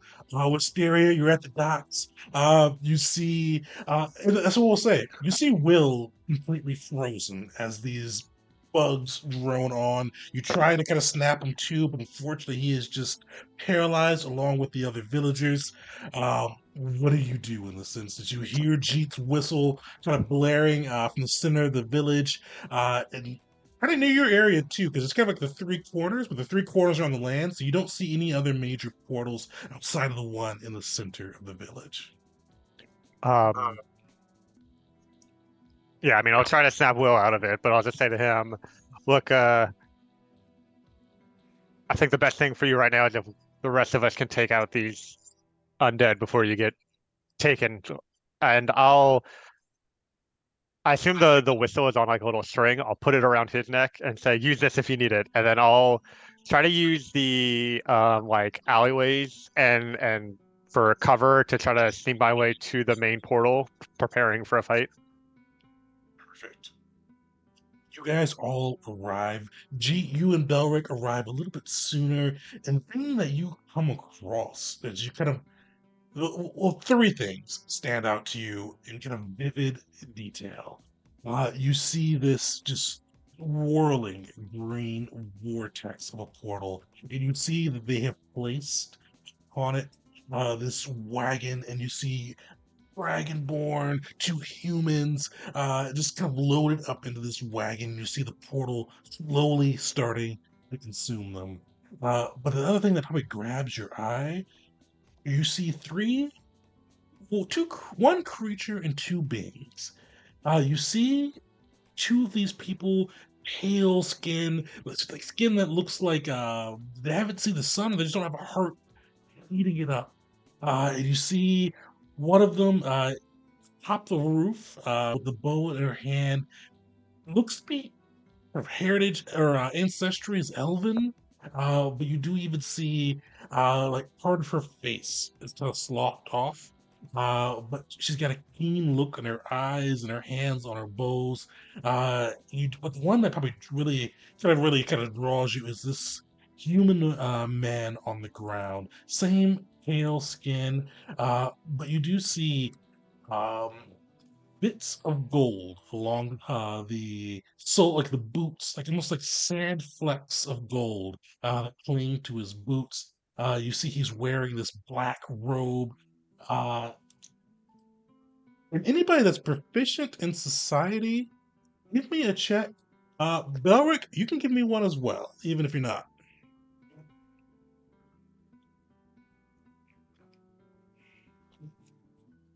Is this related to investigating why the villagers are disappearing? This one wouldn't be. Okay. Woo! Yeah, so you guys take a look. You see a symbol on his chest, but it's not a symbol that's really. And you can see both he and the archer have the same symbol upon their chest, like a little talisman. And both Belric and Stereo, you swear you've seen this before, but it's old, maybe, or just something you haven't seen in context lately. But both of these two are wearing that symbol, as with their kind of pale and dying or dried flesh. And you see the one with the coat kind of standing next to the swirling crystal. You see blood kind of pouring, but kind of dripping off of his hand onto a crystal next to the portal. This blood red crystal. And you see, as you kind of come blowing the whistle, G, he looks and turns to you guys and goes, "They can move. It's not often we get those who can move. And they came to us." You see him look to the archer. "Oh, this would be fun. These could be worthy additions. You, bloodbags.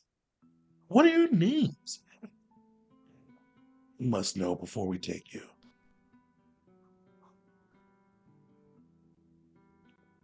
Oof. I'm gonna look to Jeet, man. Like this war priest with fire eyes. Like I'm. Yeah, is Mockery not here yet? Because if he's not, So yeah, you guys kind of all, as they looked at you, you guys kind of all come into frame from different portions of the town. So let me throw the map on so you guys can see it. So yeah, so Mockery, Can you're Mockery coming snap from. up? What's Snap that? back at this guy? Oh yeah, Can go yeah, for Mockery, it. Mockery will yell out, like kind of a reference to earlier in the episode. My name is Mockery, and the joke's on you.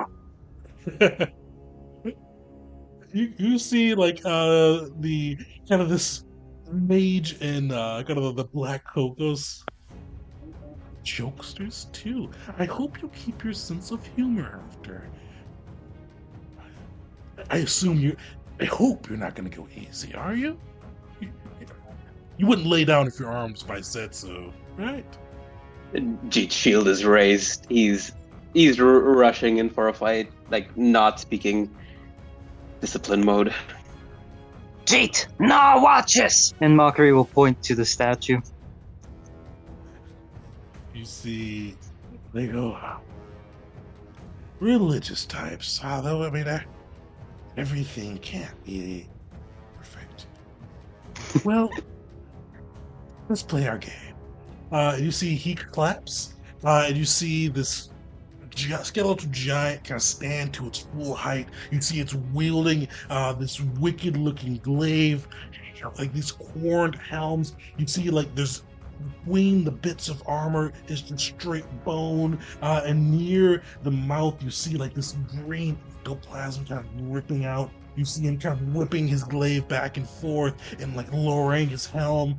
You see the archer draw an arrow, and you see the mage kind of just look back. This guy that was kind of casually, joyfully casually talking to you, kind of reach for his kind of just lift his hand up and arcane sparks kind of fly off. Look at you guys in combat. We were jumping in. Oh, let me put that so you guys can see it too. So Hey. combat has two big things go. Oh, depending on how you guys want to play it, two big things going on. You've got or three. You've got the fight with these guys. You've got that portal, which you see these people slowly sinking into it, and you've got the droning buzz of these insects. So for those of you like Wisteria that have earplugs, you'll have a +2 bonus to your Fortitude save. You'll roll that at the start of your turn. For the portal, This is a little bit of a hazard. So you guys can stop the flow of this portal. Once per turn, you can use one of your actions if you're within 20 feet of the portal to make either an occultism, arcana, religion, or nature check to see if you can kind of utilize, if you're magical, your inherent magics, if otherwise you're just your natural either strength of will within that subject or just your knowledge of that subject to see if you can kind of halt the progression of this portal and save these people as well as stop anything else from coming out. So you guys have that. That's kind of your choices on that side. The group came from all different angles, so you guys see where you guys are positioned there as well. Also, that archer is on the roof. You should be able to see it, I think, but she's 15 feet up. Alright, Can I do a stealth for initiative? Definitely. May Mockery do religion for initiative? Sure.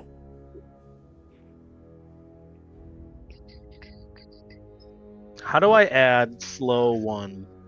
Oh, so you guys are good. You're going to be able to work off that slow one. By the Okay. start of your turn, you will need to make a new save.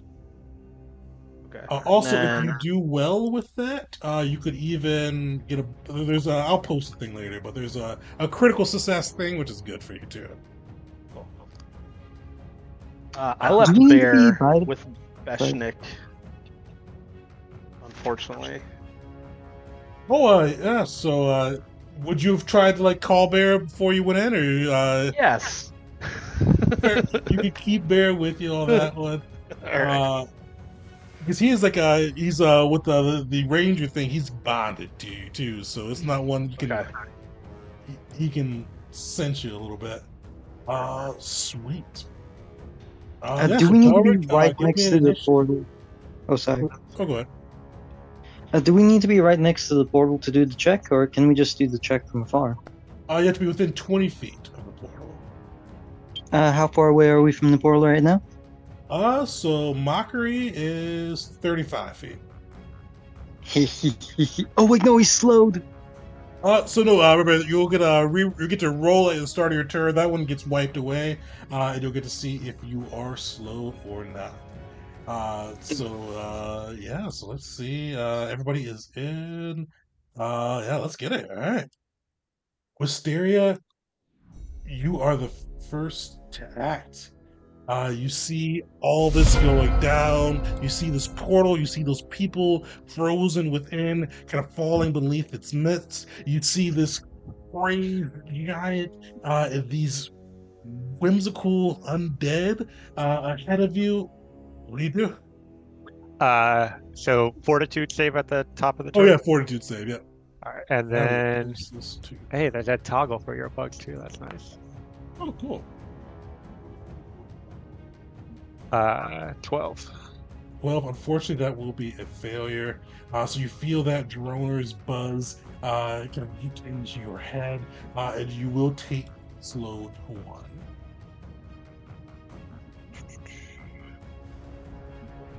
All right. So slowed is I get a 1 less action this turn. Unfortunately, yeah. Okay.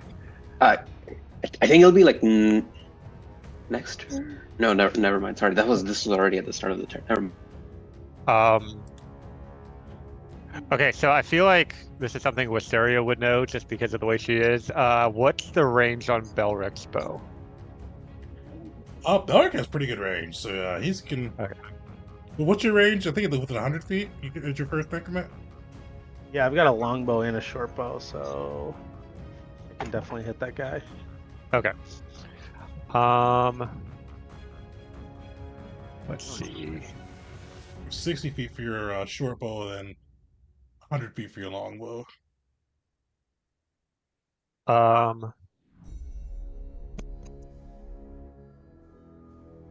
Okay, I'm gonna try to recall knowledge on the skeletal giant.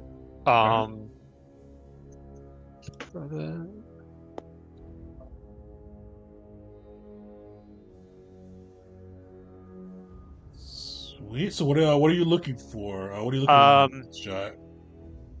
I guess my main question would be if what types of attacks would be ineffective or most effective on it. ideally, like if how my arrows might work, trying So, to break the. the arrows are kind of so you could pick either weakness or resistance on that side. Looking for resistances. So it is resistant to piercing, as well as cold, electricity, and fire and slashing. Okay. Um. That's our entire that's our entire kit save for Entire race there. Hysteria. Run I'll that. wait for my punches to come out. Cold. What were the weaknesses again? One more time. You'd have to make another roll for weaknesses. Oh, sorry, resistances. I meant. Oh, piercing, slashing, fire, electricity, and cold. Okay. All right. Given that I'll let's see. Yeah, I'll shout out. Breaking those bones is probably going to be our best bet. As I fire off a shot at the mage, who is off guard because of surprise attack.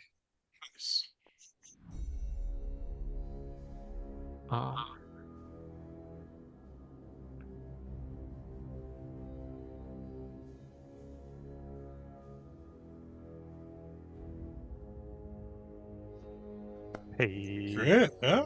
Start off strong. Huge.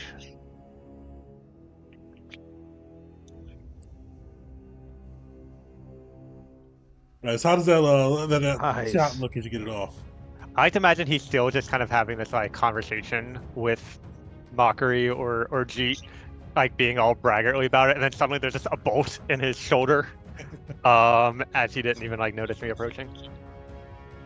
He's kind of mid conversation, like, "Oh, religious, you'll be boring," and you see us. I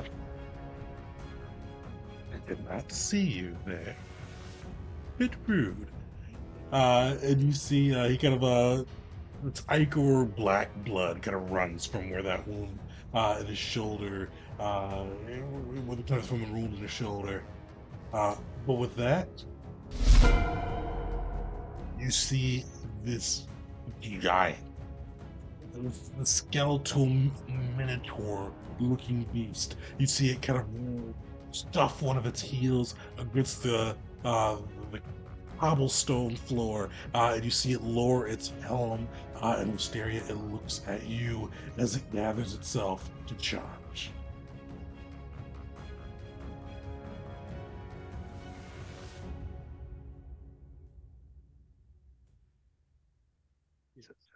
And I think he can make it. So you see he rushes in, head lowered, and he is going to strike at you with his horns. I'm a nimble dodge. Nice. I think I have a toggle for that before you roll somewhere. Okay, now my AC is updated for this attack. Oof. This is gonna be a little nasty. All right. Yeah, he Oh, comes did he in- crit? He crit, yeah. I think Oh, a no. true crit too, not 20. He comes in, head lowered, and he just pierces through with his horns, digging into you for 26 damage. Mysteria, how are you looking as he kind of comes through and just gores you with the horns? Well, last level that would have knocked. Whoop, that didn't work. I'm hurt, not out yet, but definitely bloodied.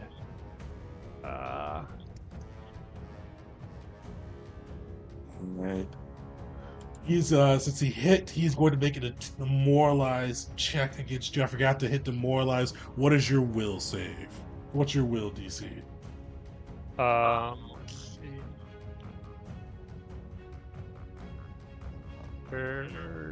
Where is that on the? So it'll be 10 plus your will. Oh, 18. Unfortunately, that will succeed. So you see as he like pierces through, sees you looking wounded and bloodied, he just goes in like this just harsh, guttural tone. That is for you. You will join. And you are frightened 1. You make a convincing argument. Unfortunately, he still has 1 action left, unfortunately. He is going to Jesus. swipe with his glaive. He has 4 actions. 3. Movement, attack, and demoralize. The demoralize is part of his terrifying charge. Oh, got it. Oh. No. Yay. Oh, yikes. Did it hit? It hit. Hit, but not a crit. How's Wisteria looking? Hanging on by a single hit point. Solid. You see this skeleton giant, after it gores your Wisteria, is bleeding from the wound, takes a step back and slashes with his glaive. For a moment, it looks like Wisteria is going to go down, but the half-orc stays on her feet, stays in the fight, and continues the battle. Here's what I get for Mockery. asking for a harder Oh, go combo. Here's what I get for asking for harder combos.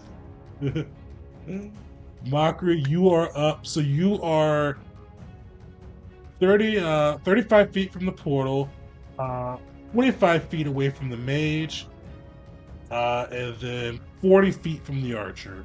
Who are you going after? What about Wisteria? How far away is Wisteria? 75. Wisteria's a bit. 75 Over under the building is a 75 little feet, bit there's a building in front of you, so probably be like 80 or 90. Damn. It'd take all 3 turns to get there, wouldn't it? Well, you've got. So you have 70. Yeah, it would take you all 3 turns, even. So that'd be 105. But yeah, you'd have leftover movement, but it would take you a good chunk of it. Let me make sure, though. Oh, and you got a fortitude save to make. Oh, that too. Oh yeah, I might not even have 3 turns. Tegan, I have to ask you. Hmm? I know invasion is mean. Is this as mean as invasion? Is this tap someone when they're down kind of mean? Oh, no, not as bad as invasion with that. Luckily, you succeed. You just succeed. So you don't get the crit success bonus, but you don't get, so you succeed, nothing happens. Got it. So, 35 feet away from the portal, huh? Is that 35 feet away from the portal? And then the risen mage is right next to you in the portal. Right next to the portal in your direction. Is there a way for Mockery to be right close enough to the portal while being right next to me? Oh, yeah. If you go next to the mage, you're within 10 feet of the portal. Alright, so here's what Mockery is going to do. First, can he see what just happened to Wisteria? I would say you can. He will immediately just eyes bulge out of his head like, we need to deal with this quick. And he's gonna trust Wisteria has some healing potions. And he's going to make his way towards the portal. 1 action to get next to the mage and the portal. 1 action to attempt to add on to the check to close it.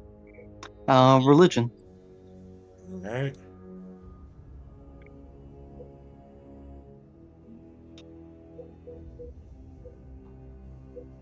Unfortunately, you try to kind of call Hero upon point. the infernal gods to help you. Or actually, how do you kind of try to close it? You've flamed that out. Unfortunately, it You say fails. hero? But, yeah. You say hero point? Oh, hero point? Hero Yeah. point. Yep.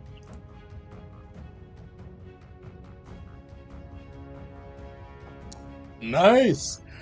You succeed. Regular success. But how does it looks for a moment it's gonna Nice. falter.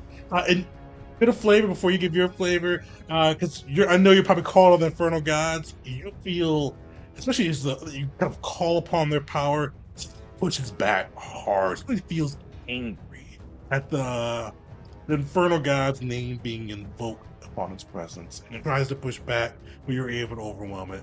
Mockery, how do you do that? Firstly, can we flavor the fact he succeeded is because it tried to push back? Like, just the fact it pushed back, that little bit is what sent Mockery over the edge for that. Definitely, yeah. It is Hell's Fury. It is basically, he's calling upon the infernal gods not directly as a way to solve the problem, but to bear witness as Mockery channels the powers of hell itself to rend this portal inert.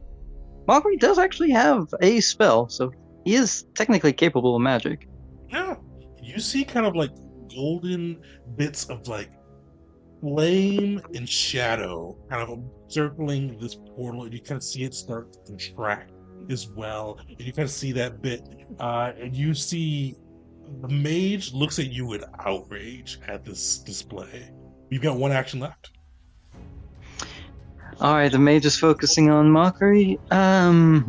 Mockery can either swing, demoralize, or Mockery is going to look over to Asteria and simply yell out, "These things have died once. They walk still, but they can die again. They will not drag you down." and you'll give the aid action. What are you trying to aid Wisteria to do? An attack roll against this thing, and Mockery is going to try to use diplomacy to steal Wisteria's nerves. And with Pack Hunter, that will have a circumstantial +2 to the roll. Sweet.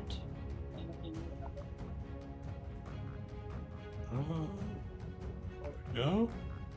Yeah, so you will just regular succeed, so you will get a bonus to your roll with Wisteria.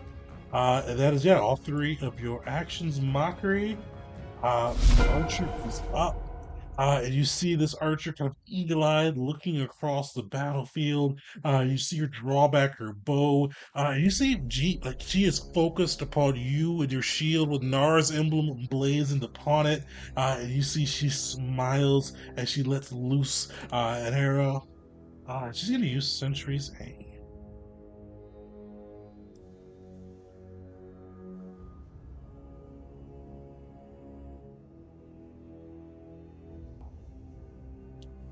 Yeah. You see as like first your own skill kind of positions you out of it, but you see that kind of looking at that altar in the background of Nar, you see a bit of spark light up, and you see the arrow just kind of sharply change its trajectory away from the faithful. The archer does draw back and tries one more shot.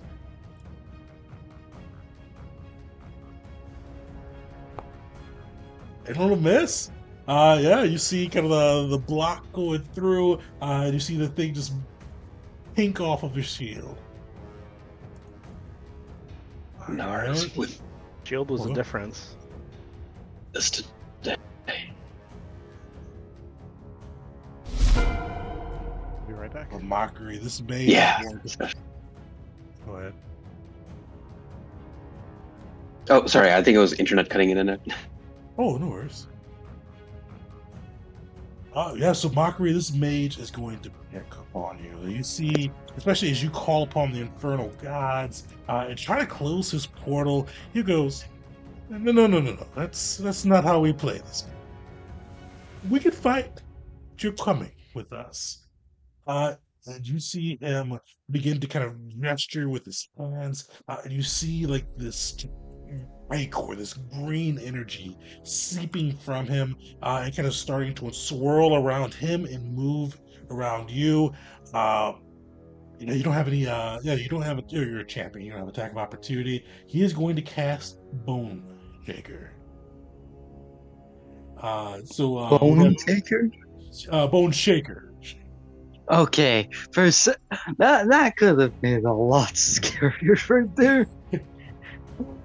Yeah, you see he grabs, like you feel like your bones being grabbed and you're whipped and withered. So we're gonna make a fortitude save for you. Unfortunately, you're gonna fail. Just regular fail. Just regular fail, fortunately. No, actually, that's a crit fail. Oh no. That is a crit fail. So with this, you see he grabs you. You feel him just crushing in your bones. You are going to take enfeebled 2, as well as 15 damage as he kind of just starts crushing and breaking your bones, just really just grinding it in. You feel your strength leaving you, and he goes, "You don't like the infernal gods, friend. Don't call upon them again." What shame for you. Iron commands. Oh yeah, right. He is definitely going to stand. Do you want to give him the recurring damage or the damage Yep. right now? Persistent. Persistent. All right. As Mockery will say, I stand for not one infernal god, I stand for them all. Now you bow. You see, like for a moment, he starts to falter, but you see him stand straight up. And then persistent. Does that go off of your turn or his turn? Next turn. it should say on there. I think it's his next turn. If I'm Yeah, at the end of his turn, he'll Yeah. automatically, okay. or his current turn, like whichever turn is playing out. At the end of the turn, it'll automatically roll for it. Perfect. So roll a d6. See how that goes. 4. Yeah. So you see, like bits of like black ichor blood kind of drip from his nose as he kind of defies that command. Alric, you are up. Give me a fortitude save too.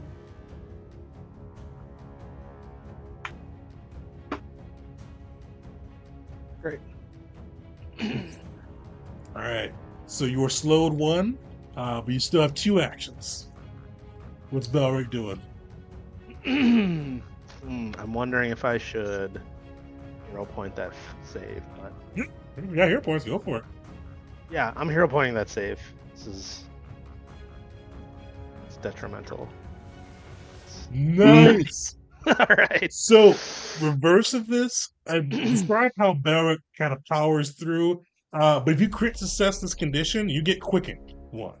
So your strength of will kind of propels you forward, and you get an extra point or extra action to be able to use this turn. So you've got 4 actions you can spend. But Belric, how do you got to propel yourself forward? Well, what's slowing me is the bugs, right? The noise of the bugs. What could I do? Yeah, I mean, I think he's just gonna like kind of. I mean, he's gonna hear the bugs and just like, I mean, just invoke kind of like the nature part of him and like, I don't know, like his eyes don't glow, but it's just like he's like, I'm one with nature. Like this does not impact me, and then like, you know, he just overcomes it. No greater than the serenade of cicadas out in the wilderness. Cool. So I have my longbow drawn, I'm assuming, as I'm heading into a battle. So what I'm going to do is I am going to hunt prey on the archer. All right. And then I'm going to shoot him. Shoot away. Target. Are you using your hunter shot? Yes, that is what I meant. Oh yeah, we got prey and hunter shot too. That's such a condense your actions a bit. Yeah. I think this is. You have everything right. That'll hit.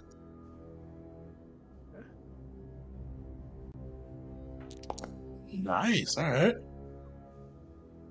Wow. And then, sorry, I'm gonna draw again, and I'm gonna fire at this guy again. All right. That'll hit. Whoa, dude! 1 damage. Hey, you rolled 2 8s on 2d8s previously. Yeah, we'll take it. Okay, and How many? If I do my animal companion, how many actions does he get? 2. 2. Okay. You know what? And I've got four moves here. Mhm. All right. I'm going to screw it. I'm firing another arrow at this archer. Sweet. That'll be Oh, dude. nat 20 shit. All right. And that's just Do a I hit- straight. That was a straight D20 It's too. a straight D20. Is that a crit then? Do I hit That's a critical? no. That's still a crit. Yeah, it hits. It hits, and it's a crit. So yeah. Go. Balric, I swear to you, these bugs are more of a boon. Nice.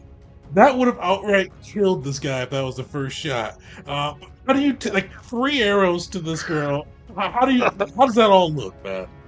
Yeah, I mean he like gets this like intense sort of focus and then like just sees somebody else with an arrow on a roof and he's like whop whop, and then the final one he kind of like targets like right at the head and then just shoots them right through the head and then they drop. And from there he kind of looks down at Bear like all in one action, and Bear is going to use his 2 actions to start heading toward Wisteria. So he's Alright. going to start going towards this guy. Bear with me here. He's going to move down here. Just like in a dead-on sprint, kind of like roaring as he goes towards the skeleton guard. And that'll be my turn. Nice. Now you see like the smug smile falls from the mage's face as he sees his compatriot get like knocked hard with one arrow, lightly with the other arrow, and the other one just straight through, and you see her fall back, black blood spraying the top of the building, and just start sliding down. And you see his smile fades, and he kind of like starts turning to get a little more serious. Right. Jeet, you're up. All right, let's see the Forte. Ooh, yeah. I am going to reroll that. Oh yeah, I would. So, let's see. Let's do hero point reroll. As long as it's not a nat one. There we go. Nice. Well Not a done. quick success, but still a success. Oh, wonderful. Okay. So, since the buildings, assuming there's some like awning there, would it be possible for me to move like in that path? If you can see the path. So you'd have to, let me see, like, mine. So you'd have to kind of go like you'd have to kind of cross here and then go like that. Mhm. Yeah.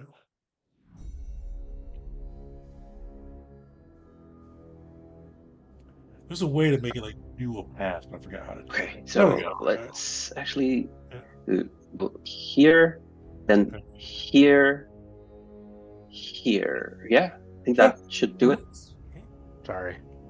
Okay, so let's say I go there. How far am I? Oh, perfect.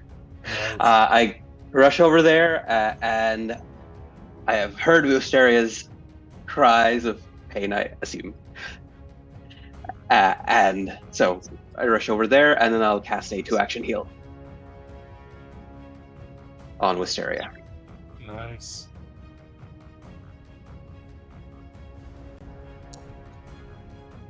That is a 1st level heal. Hold on.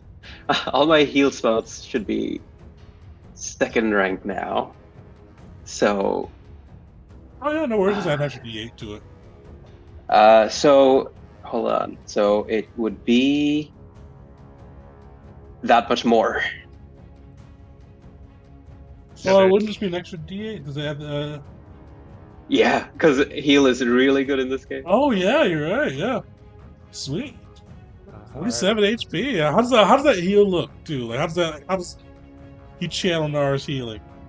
Yeah, so in the past it's been about cauterizing and just like closing the wounds. But now, as he's leveled up and had that very close encounter with death, he's channeling like everything that he's learned, and now it's like the spectral flames that surround her, and they do cauterize the wounds, but they also just rush inside and fix up everything from the inside out as well. Nice. And that'll be my 3 actions.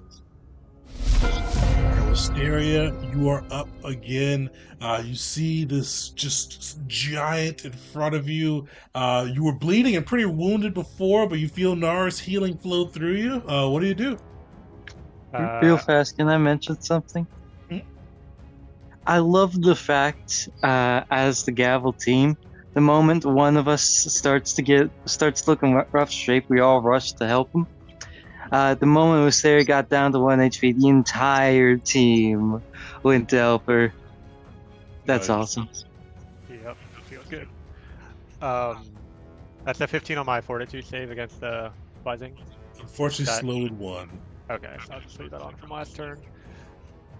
Let's see. Everything does piercing damage, which is not ideal.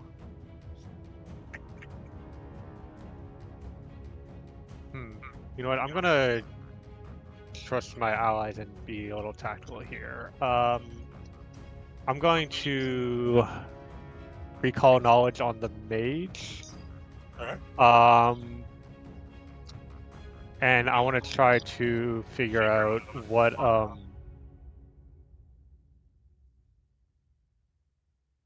who he's working for, maybe.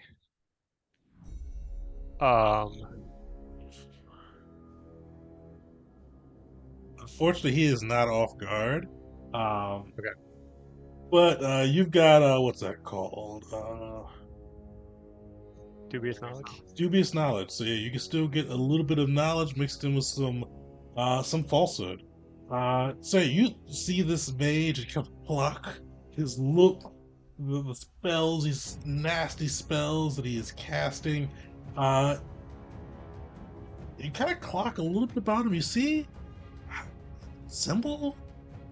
Maybe it's a symbol of the nation of Ada. Hard to tell.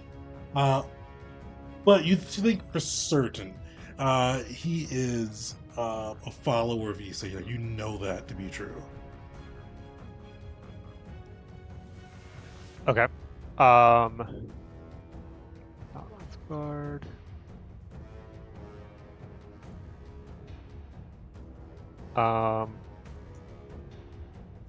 Then I'm going to try to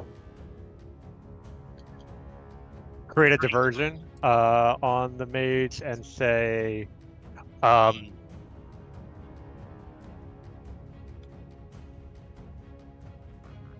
just hold on, everyone. General Thrax's army is just a few minutes away.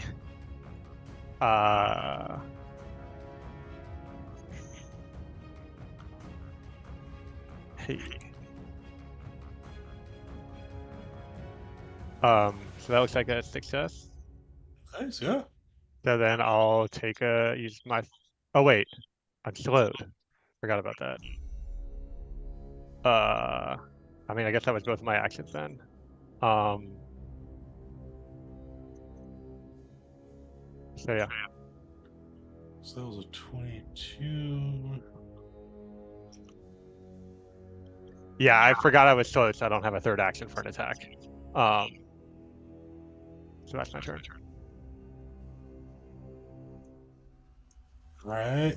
The giant is up. And you see it just glaring down upon you, and this bear that have decided to kind of come at it as well. You see it kind of gesturing with its glaive. Jeez. Wow, that won't qualify. Yes, luckily that doesn't work. Yeah, you see it is going to slash at you, Wisteria, with the glaive and then try to give the bear the horns. Wisteria, it'll miss you. Nice. You dodge out of the way. That dodge coming in very good handy right now. As you kind of roll away from the slash, you see him turn back and try to gore the bear with its horns.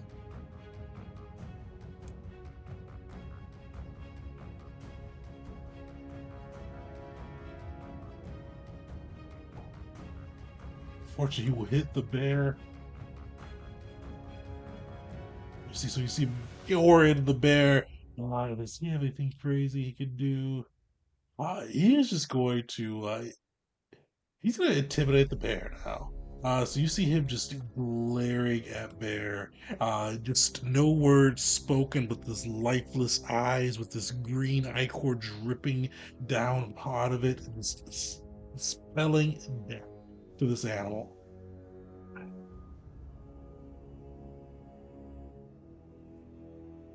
Luckily, it will fail. Oh no, it shouldn't have added the intelligible. Because it's got that. 19. What's Bear's will say? Oh, so fortunately, Bear will be frightened. How do I add frighten to? You can look it up in the effects, but I threw one on for you too. Okay, thank you. All right, that's the giant. Mockery, you are up. You're still within range of the portal. You've got the mage 5 feet away from you. What are you doing? Sorry, I was muted there. All right, one action is going to be dedicated to closing the portal. That's going to be a religion check, channeling the power of the infernal gods of hell itself.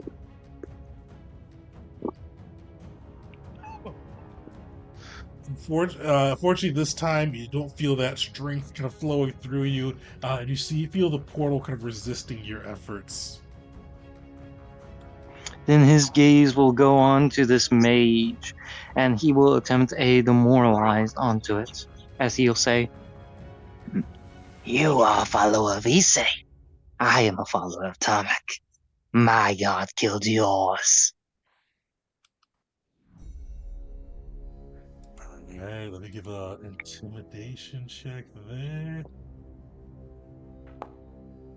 That was a nat 1.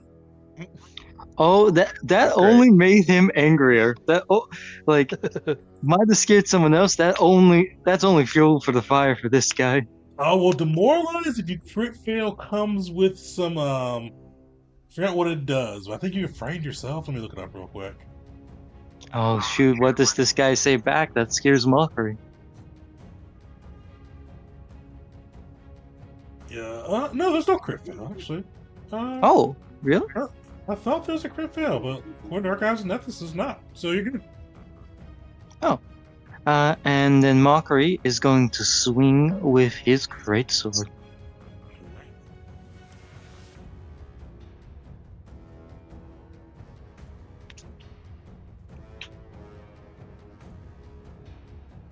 You'll hit. All right. That's solid damage, 12 too. So how does that look as you cut into the mage? So after failing to close the portal, to channel the energies of hell, and failing to put the fear of God into this undead creature, or half undead creature, Mockery just looks at him and will now rely on his martial might, the fighting style of the Black Tusk, absolute butchery in this, slash all of his power into it, and he's a little surprised that this thing still stands the way it does. Mockery was expecting to crit. He did not. You see this guy, he's bloodied, he's hurt. Yeah, you cut into him. No, the archer is dead, and it's his turn. And you see him spit at you, and he goes, "Silly dog, service, eh?" And you see, what's he gonna do? Is he gonna blast him? Yeah, he's gonna blast him. So as you see, he says, "Silly dog, I don't serve you, say."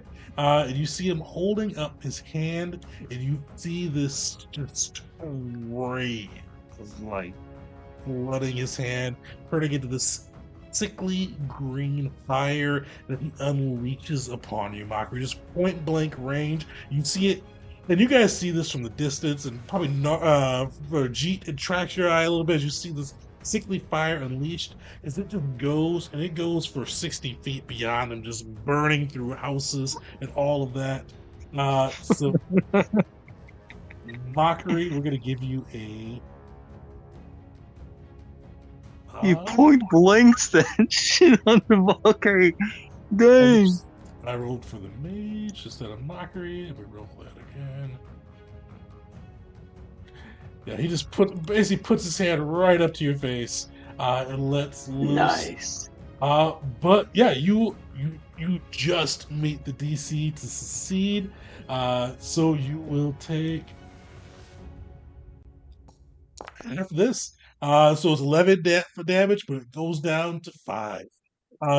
Mockery, Nice. so you dodge his size. He tries to, like, point blank blast you with this spear of fire, bursting ray of fire, but you are able to dodge the radiance.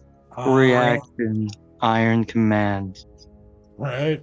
You see, he is still just holding up, like he is refusing to bow. You see blood coming from his nose. So how does that work? Would it just be enough straight? Unfortunately, it doesn't stack. Okay. Anytime Mockery makes a new target of it, it basically takes away from the old target, including if he's just targeting the same person. Mockery just wanted to see if he could make him bow. He is bloodied, he is battered, but he is still defiantly standing. You see, he kind of just sways and just go, why won't you all die or fall in line? If you die, you can be reborn. But you see, like, fear enter his eyes a little bit. And this time, he kind of, like, you see him work his hand around him, and you see these arcane sigils kind of just envelop him, and he is going to cast shield. Can Mockery yell something out real fast? Sure. Take this one alive. Cut off his escape.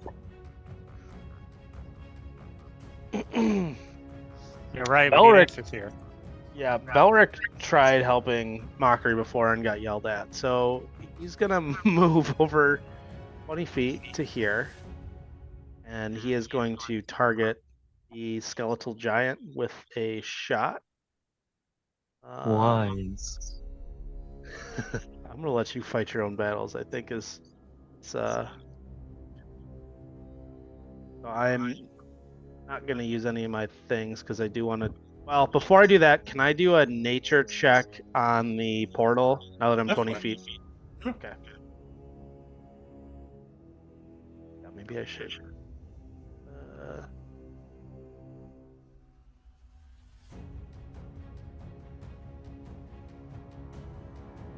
Nature check.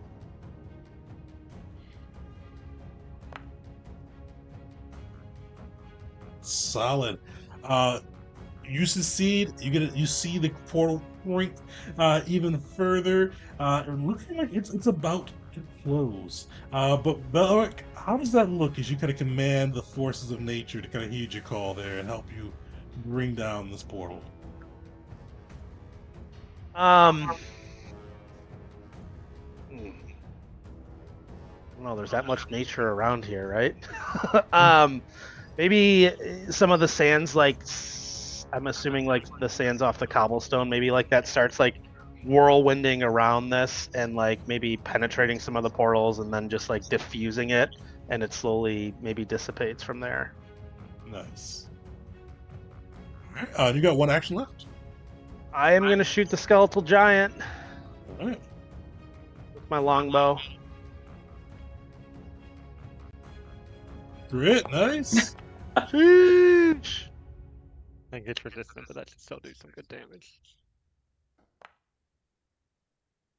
Does this automatically apply it for me? Was it not your hunted prey? No, doesn't take an action to do that. It does, yeah. Nice. Okay, yeah. So I moved portal and then. Oh, got it. Makes sense. So it automatically takes the damage. Also, you see it kind of resist it a little bit as you shoot it. Did you use hunted shot? No, I thought that would have taken up action as well. I don't think you have to. I'm gonna check. I don't know if you have to have it marked for your prey to do hunted shot. I think so. Is it? Being hunted shot is like. Yeah, I think it is too. Okay. You take 2 shots. I guess I could have just taken 2 quick ones, right? It's like make 2 strikes against your prey. But it doesn't say just the you need one to you hunt hunt. prey. Oh, yeah. It's a little vague. It is. I think you do have to have it marked, unfortunately, for that one. Okay, no worries. I got the hit. I'll take it. That would be my turn. Jeet. You are up. Okay. She was intending to like go in there and do some maneuvers, but just looking at how much the arrows are just going through this thing. Let's see. He will ratio first action. Move 1, 2, 3, 4. Second action, and attempt to punch. All right. That'll hit. Nice. Yeah, Nice. I'll take it. Yeah, you hit this thing, and you see its bones are brittle. Like you know, how does that punch look when you crack one of its bones with it? This is just him, just G, just a little, like raw power with a bit of a gauntleted hand and just a punch. You see one of its bones cracked as you guys get to the last two remaining foes. At the start of this turn, all four of you roll me a d20. Plus 11 being good. I'll run through. I'll need you to roll for mockery, Tegan. Oh shit! All right. I forgot my fortitude save, I'm realizing. Oh, we did. Yeah, no worries. We'll get you next time. So yeah. So one success. So as you guys see, this portal, it's shrinking. But you see some of the portal get stabilized, and you see two of the people fall off the wagon into it. Just kind of falling into the depths within. You see with Dragonborn, this nicely dressed human, just die or fall into its depths, not to be seen again. Even worse, with three of you failing, unfortunately, you do see Fathomless crawl out from the depths. No. What? Crawl out from the depths? One of the kind of undead creatures you all saw when you fought the Reclaimers, but this one seems a bit more with it than that. But Wisteria, you are up Fortitude save, and what are you doing? Still slowed? All right, still slowed, unfortunately.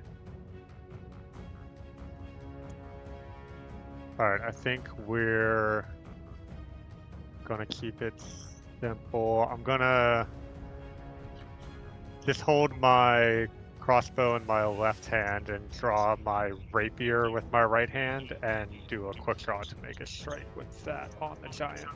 Nice. I will also say that you can make punches with finesse, so using your dexterity. Oh. What's the damage on that? D4 by default. Yeah, seeing G come in with a punch, I'll give that a shot. No, I'll actually not draw the rapier. Oh, but now I... Oh, weird, you don't have unarmed on your thing. Yeah, there was a setting to hide it somewhere that I found, and now I wish I had that. I'm like, when am I ever going to use that on our strike?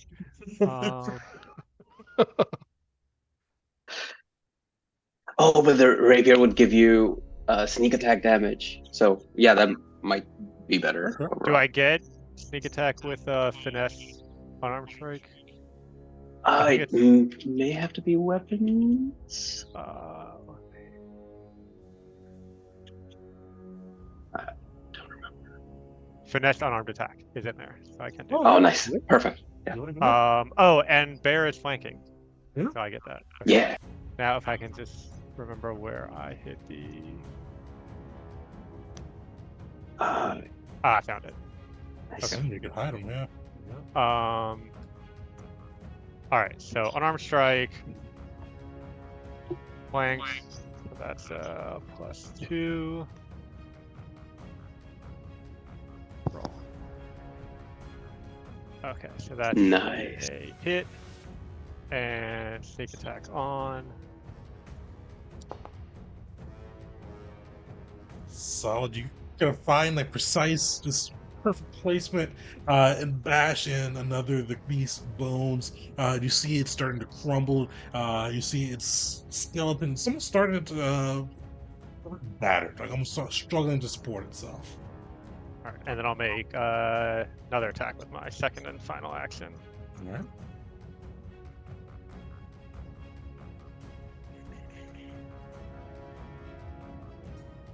Yes.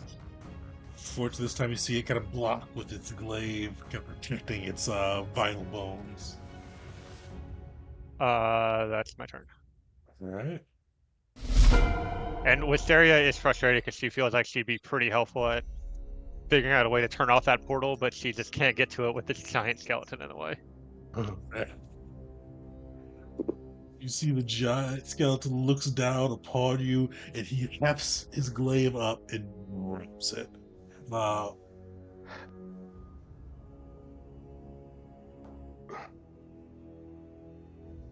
So hit. Yeah. Luckily, not a crit. That doesn't change the result though. All right. As you see, cut into you with the first flash. And then can hear. I can't reach that. Yeah, you see he looks back to the mage, like a bit of like worry in his eyes, but realizes he can't make it back, and he just decides to ram into, just continue his assault on the Wisteria with his horns. You'll miss that nimble dodge coming in handy. The nimble dodge would have been on the first attack, but my AC without it is still 20. Wait, so that That would actually hit it without it, yeah, yeah. that would make it a hit. Yeah, You I see just had he it still toggled.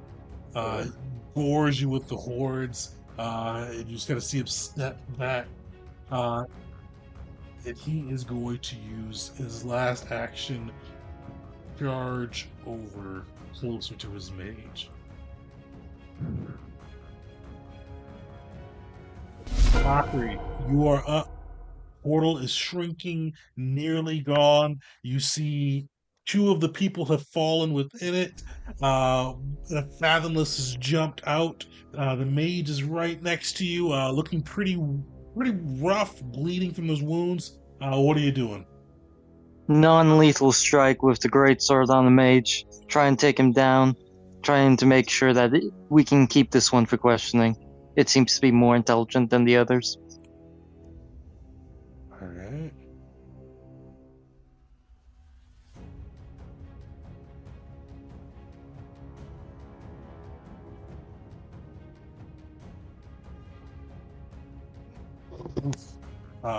First one, you kind of slash at him, but the mage kind of jumps back and evades it. You got 2 actions left. Go for it again. All right. Non-lethal stuff. Non-lethal.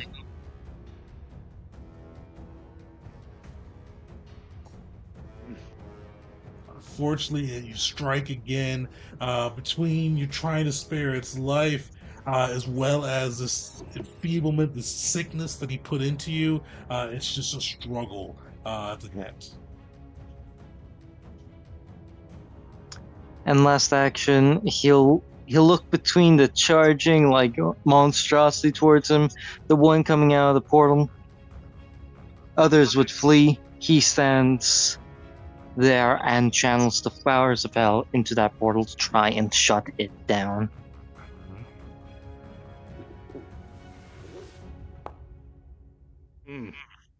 Rough.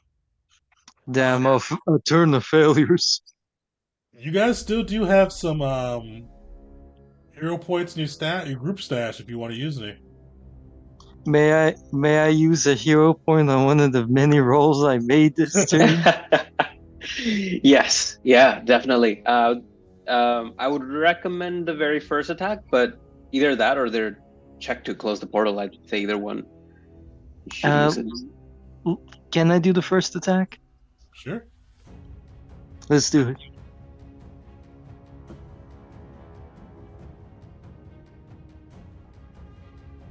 Nice. That'll hit, yeah. Let's see if it's enough damage to take him down.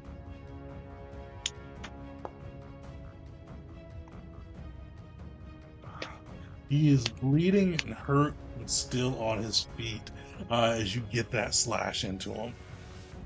Damn. Damn. That has to be Mockery's turn. Damn. Oh yeah, he's gonna pop off. Oh no. Oh no! Just I hear don't like I don't like when our DM says that. Do not like when our DM says that. You see, he runs away from you. I knew it! Well, he's not running away. He runs away from you, and you see, like, he looks, and you see him just gathering this ichor around him, and you just feel this green aura. You feel the drone of these buzzes. Oh, we forgot to have you roll the fortitude save too. Well, the drone of these buzzes going off, and you see him just yell, "You all will fall." And he is going to use. Oh, he moved. So unfortunately, it is just a 2 action, but he's going to use it at you, Mockery. Luckily, he moved, so he couldn't do the full 3 action to get everybody in one blast. But Is he casting harm? casting harm.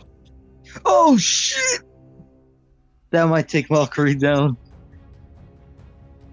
So fortitude save, you crit fail. Hey, I know I just used one. That's terrible. Beg for another. Yeah, I think that one might be appropriate. Alright. Oh. Oh, double crit fail this time within that one. Oh, it's worse. Oh no! It's worse. Hey, how close are we to getting that feat?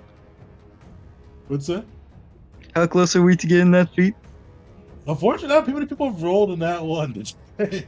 Well, luckily, this is a basic save? Yeah, so let me roll that again. Do we all need to roll this? No, No, luckily, just Valkyrie. Okay. He moved. So it's just Mockery. So Mockery, you're still on your feet, 9 HP. As you see this just sickly energy envelop you and just start bringing you down. But you see he kind of has a smile upon his face. Belric, you are up. What do? You see the portal shrinking. Fathomless appeared. The Arisen mage. Sweet. And you crit succeed. So you Quick get hit. quick attack. Hell yeah.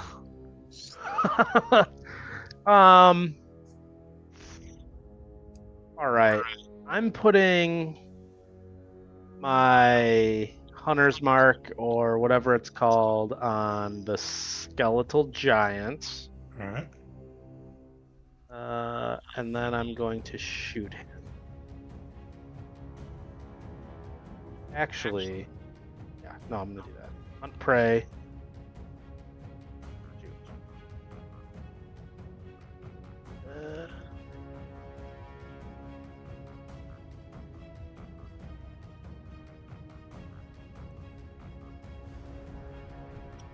That'll hit. Nice. And then I will shoot him again. Crit machine, man. Go. Sick. How is this gonna map out? Take it down. How do you Nice. take Go. this dude out with an arrow? You take this big, Ooh. colossal bag of bones.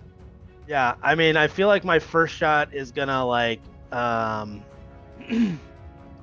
maybe make him like jerk a certain way, and then the second shot that I'll have will just like go straight through like maybe one of the bones on his neck and just kind of like disconnect his head from the rest of his body. You behead the giant skeleton with an Head. arrow? Let's go.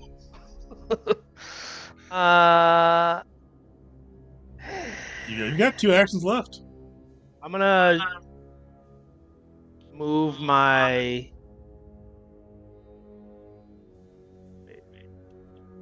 No, I'm just gonna shoot the fathomless. Yes. Once. Sorry.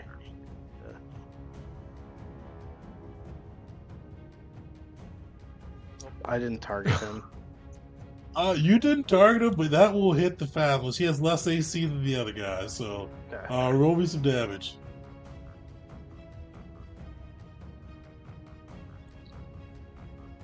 You see him jumping out of the portal. You catch him with an arrow. Doesn't do a lot of damage, but definitely throws him off guard. You still got 1 action left if you want to do something with Bear. Oh my god, Bear can make it to Fathomless. I'm not messing with this mage. I'm going to this Fathomless. Well, why And- is this? Yeah, this is all you, buddy. I'm going up to this guy, and then Bear is going to bite him. Full bite, full chomp.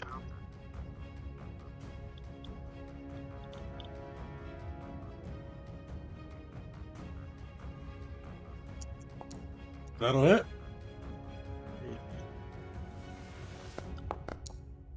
I don't know why I got that 3 piercing. Because it's his strength. Because he's making unarmed. He's making melee attacks, so he gets added in. Oh, okay. Gotcha. Okay, Yeah, cool. Bear mauls into this Fathomless. This guy went from being relatively healthy to Wraith. Kind of swaying on his feet. Icor standing in the land. Fathomless is up. You see it focusing on Bear and just slashing into it, just reckless attacks into Bear. Yikes. Uh, Got 2 attacks. Crit misses twice? Is he... Yeah, he just misses. Like, he is just slashing out. Bear is juking and dodging, and none of those strikes connect with Bear. He survives the fray. Jeet, you are up. What do you do? All right. Let's get that fort save first, and then please be okay. Yes. All right. That seems okay. Definitely Is Bear succeed. still supposed to be frightened? And Oh yeah, Bear shouldn't be fighting anymore. Take that off. and then Mockery's also encumbered. I don't know, or not encumbered. Yeah, he still has 1, I think. Oh, gotcha. All right, Okay. Jeet, what are you thinking? Yeah. Jeet is going to rush to the mage, and when I say rush, I do mean athletic rush. All right. So I use my focus spell, which I can do while striding, to rush over there. I think, yeah, this is gone. And then he will attempt to just grab the mage. So it's going to be my athletics versus is 4. So, oh yeah, I can. There we are. Come on, be okay, be okay. Great success. Yeah. Nice. Got him Oh, restrained. nice! God. Yes. Fully restrain him, and then I should pummel him. I should pummel him, but because of that near-death experience, he's gonna try to be a little more disciplined and just last action raise shield. All right, you get that shield in, you get him locked up. All right. Who the 2 luckiest? Who feels the 2 luckiest today? Roll me d20s. Not. I've I'm rolled rolling one. solo. I've rolled solo soft, and I'm doing for a good one. Right? That's how it works, right? Yeah, that's how it works. Let's get Mockery and Belric. The lucky Alright. rolls.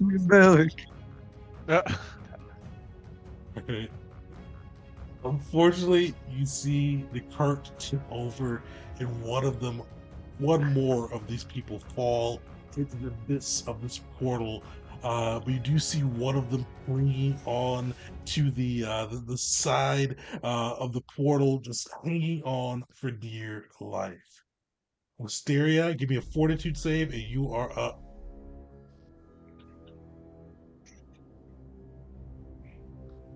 Solid. You are no longer slowed. Fathomless, Arisen Mage up. What are you doing? Seeing the lockdown that Jude's got on that mage, I'm gonna target him as I quick draw my crossbow. Perfect. Are you shooting to kill or shooting to Non-lethal, Alright. but he's off guard. And restrained. Does that give me an additional bonus? Or he's got the things, I don't need to add it in. Yeah. Okay. Hold on. I do need to put it non-lethal.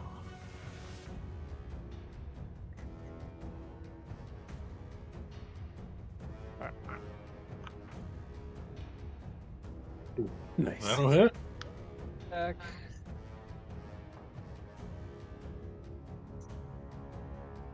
Take him down. I imagine he's using some sort of like amulet or something to cast his spell as like holding it in his hand. I want to fire an arrow that like pierces his hand and like knocks the amulet out, so like he's unable to cast spells since we've knocked him out, and not a threat anymore. Solid. You For the time pierce being, at through, knocking him unconscious. And, G, you kind of feel him slump in your arms. Wisteria, you've still got an action or 2 actions left. Yep. Let's see. Okay. I'm gonna stride 25. Wait. Oh, I did that math wrong. I'm not gonna do that. I can't reach.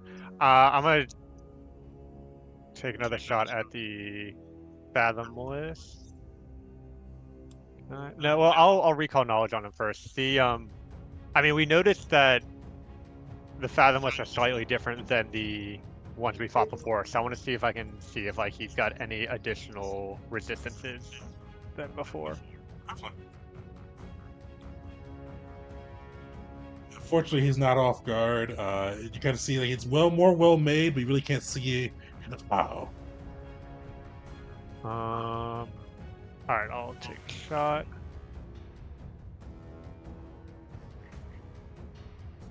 Okay, so it's Go ahead. 5. Take him down. I'll fire a shot through his head, and it kind of knocks him back, and he stumbles back and falls back through the portal. Nice. As you guys take out the last of the threats,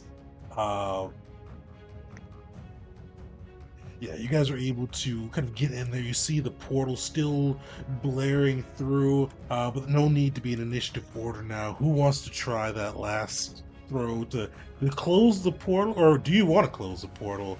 But I assume somebody probably grabs that last human before he falls in. I think we do, and I think it's appropriate if Mockery gets one chance to. Yeah.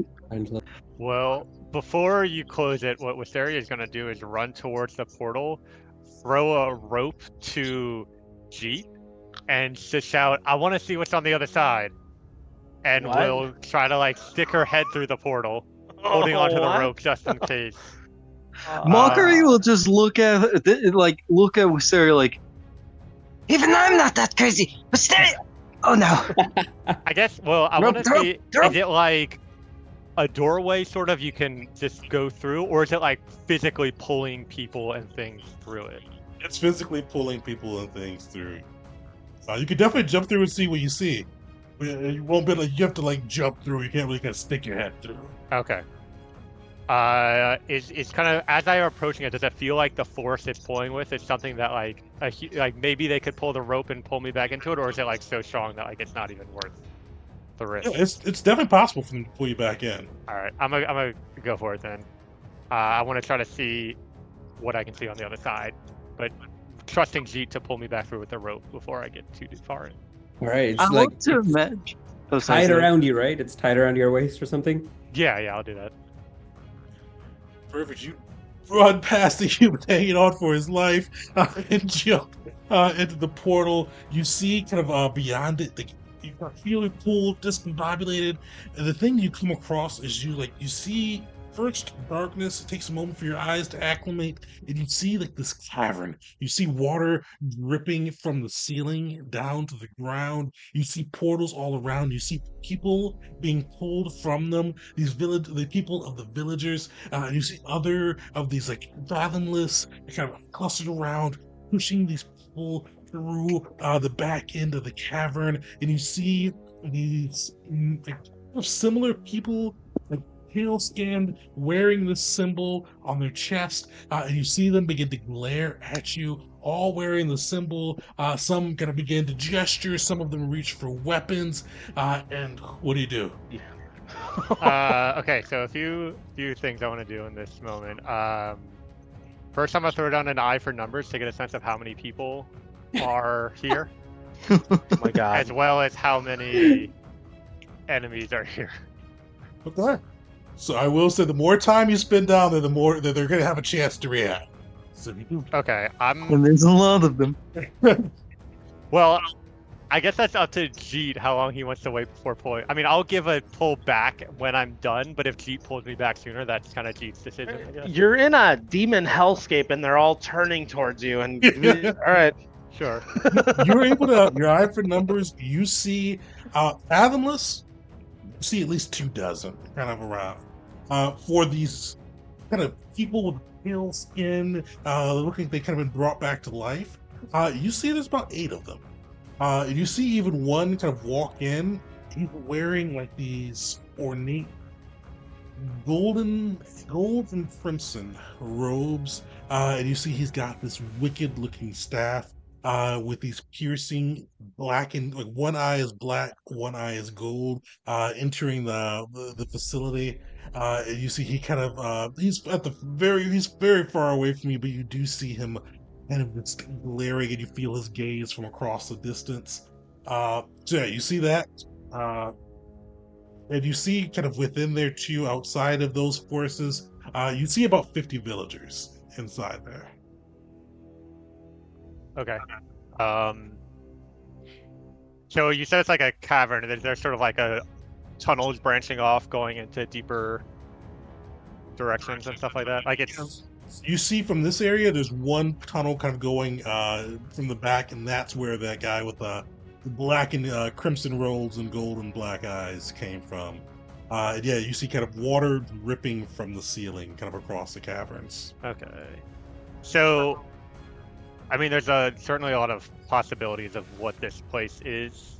So I think the only other thing I want to do before pulling on the rope to tell Jeet to pull me back is see if I can figure out, is this some sort of like unique demi-plane? Is it another plane that I might have heard of, or is it some place in this world? Just like where is this? This will take an action. They will have a chance to respond.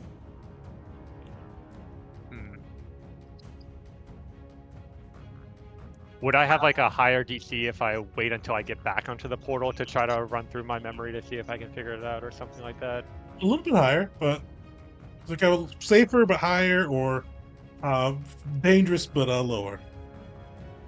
I gotta say, how I imagine this is just played out is Wisteria already having the rope tied around her, basically said, "Gee, grab this, I'm gonna check this out," threw the rope to him before he could even grab it and was already jumping inside.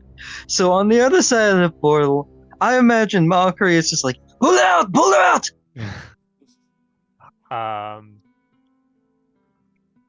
Yeah, I think I won't. I'm not gonna risk that. especially given that I have 2 hit points right now. Yeah. So pull me back. What? You This is what we call it. What? Thirst for knowledge. Yeah, Oh, I forgot that you got hit again after getting healed. Yeah, I thought you Ah, were like at 15, 20. All so right, yeah. that's door Wisteria jumped through the damn undead portal. God. Perfect. wow. He hauls you out. I imagine somebody saves that poor human, but she hauls you out. Mockery, we're gonna have you roll to see if you can close the portal quickly. Uh,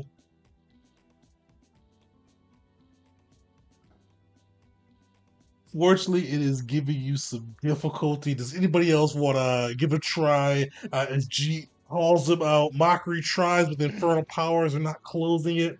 Belric, Uh, give it a go. yeah, I'll keep going with my nature All right. check. Bear with me a second.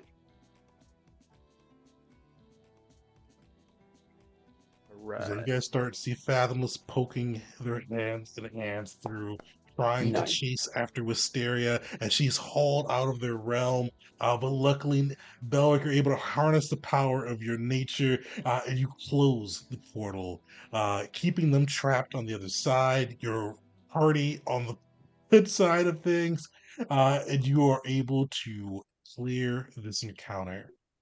So we're really late. So, but I'm going to show. So you do find some loot scattered around. So I should make encounter loot should be visible to you guys.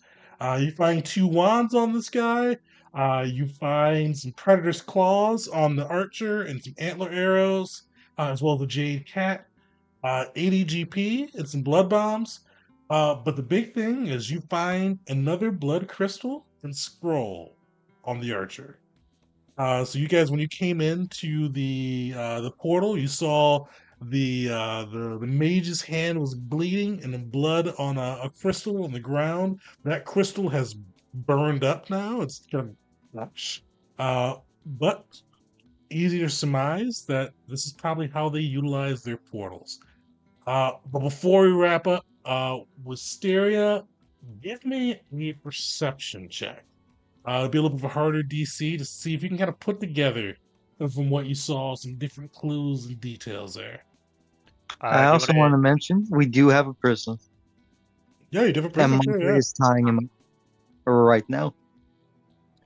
do you want me to do it secret or? I can roll this one up. Cool. I assume this is investigating the lead. Yeah, you can do +1. Nice, 24. Keep that. Nice. So kind of looking through the area, you're able to kind of see a couple of things pretty clearly. You see the water dripping from the cavern. It tells you one thing. At least this cavern is below water. Because the way that it's dripping from the ceiling, there's a heavy body of water above it. You notice a few things as you're looking kind of across these Arisen as well as the Fathomless. A lot of them had sand on their shoes. And kind of the sand of the 24 looks like a Tyrian sand. Like it looks kind of the sand of the desert you guys have been trolling through. So you're relatively fairly certain that wherever they're at, on the main plane of Kazia, and within Eteria. You think this is probably short range, kind of with their portals and things that they are doing. But outside of that, the other thing that you really notice as well is just those Arisen had that same symbol. You're wrong about them. You heard the guy say that they did not serve Issei, but dubiously, it could be right that that was a symbol of Ada, the lost nation of Dosen. Oh no! That explains the gold flakes. Yeah. Yeah, so I mean, Wisteria comes out of this portal. She's covered in blood from her previous wounds, but she's just got this huge, excited look on her face. It's like, we're making progress. They're somewhere in Eteria, in a cave underwater, either by the river or the shore, but I think we can figure this out. that's where we'll wrap up our session today. So we'll pick up next week with you guys getting to dive into kind of figure out more about this mystery. So everybody definitely make sure to stay tuned for that. But no, we'll see you all next time.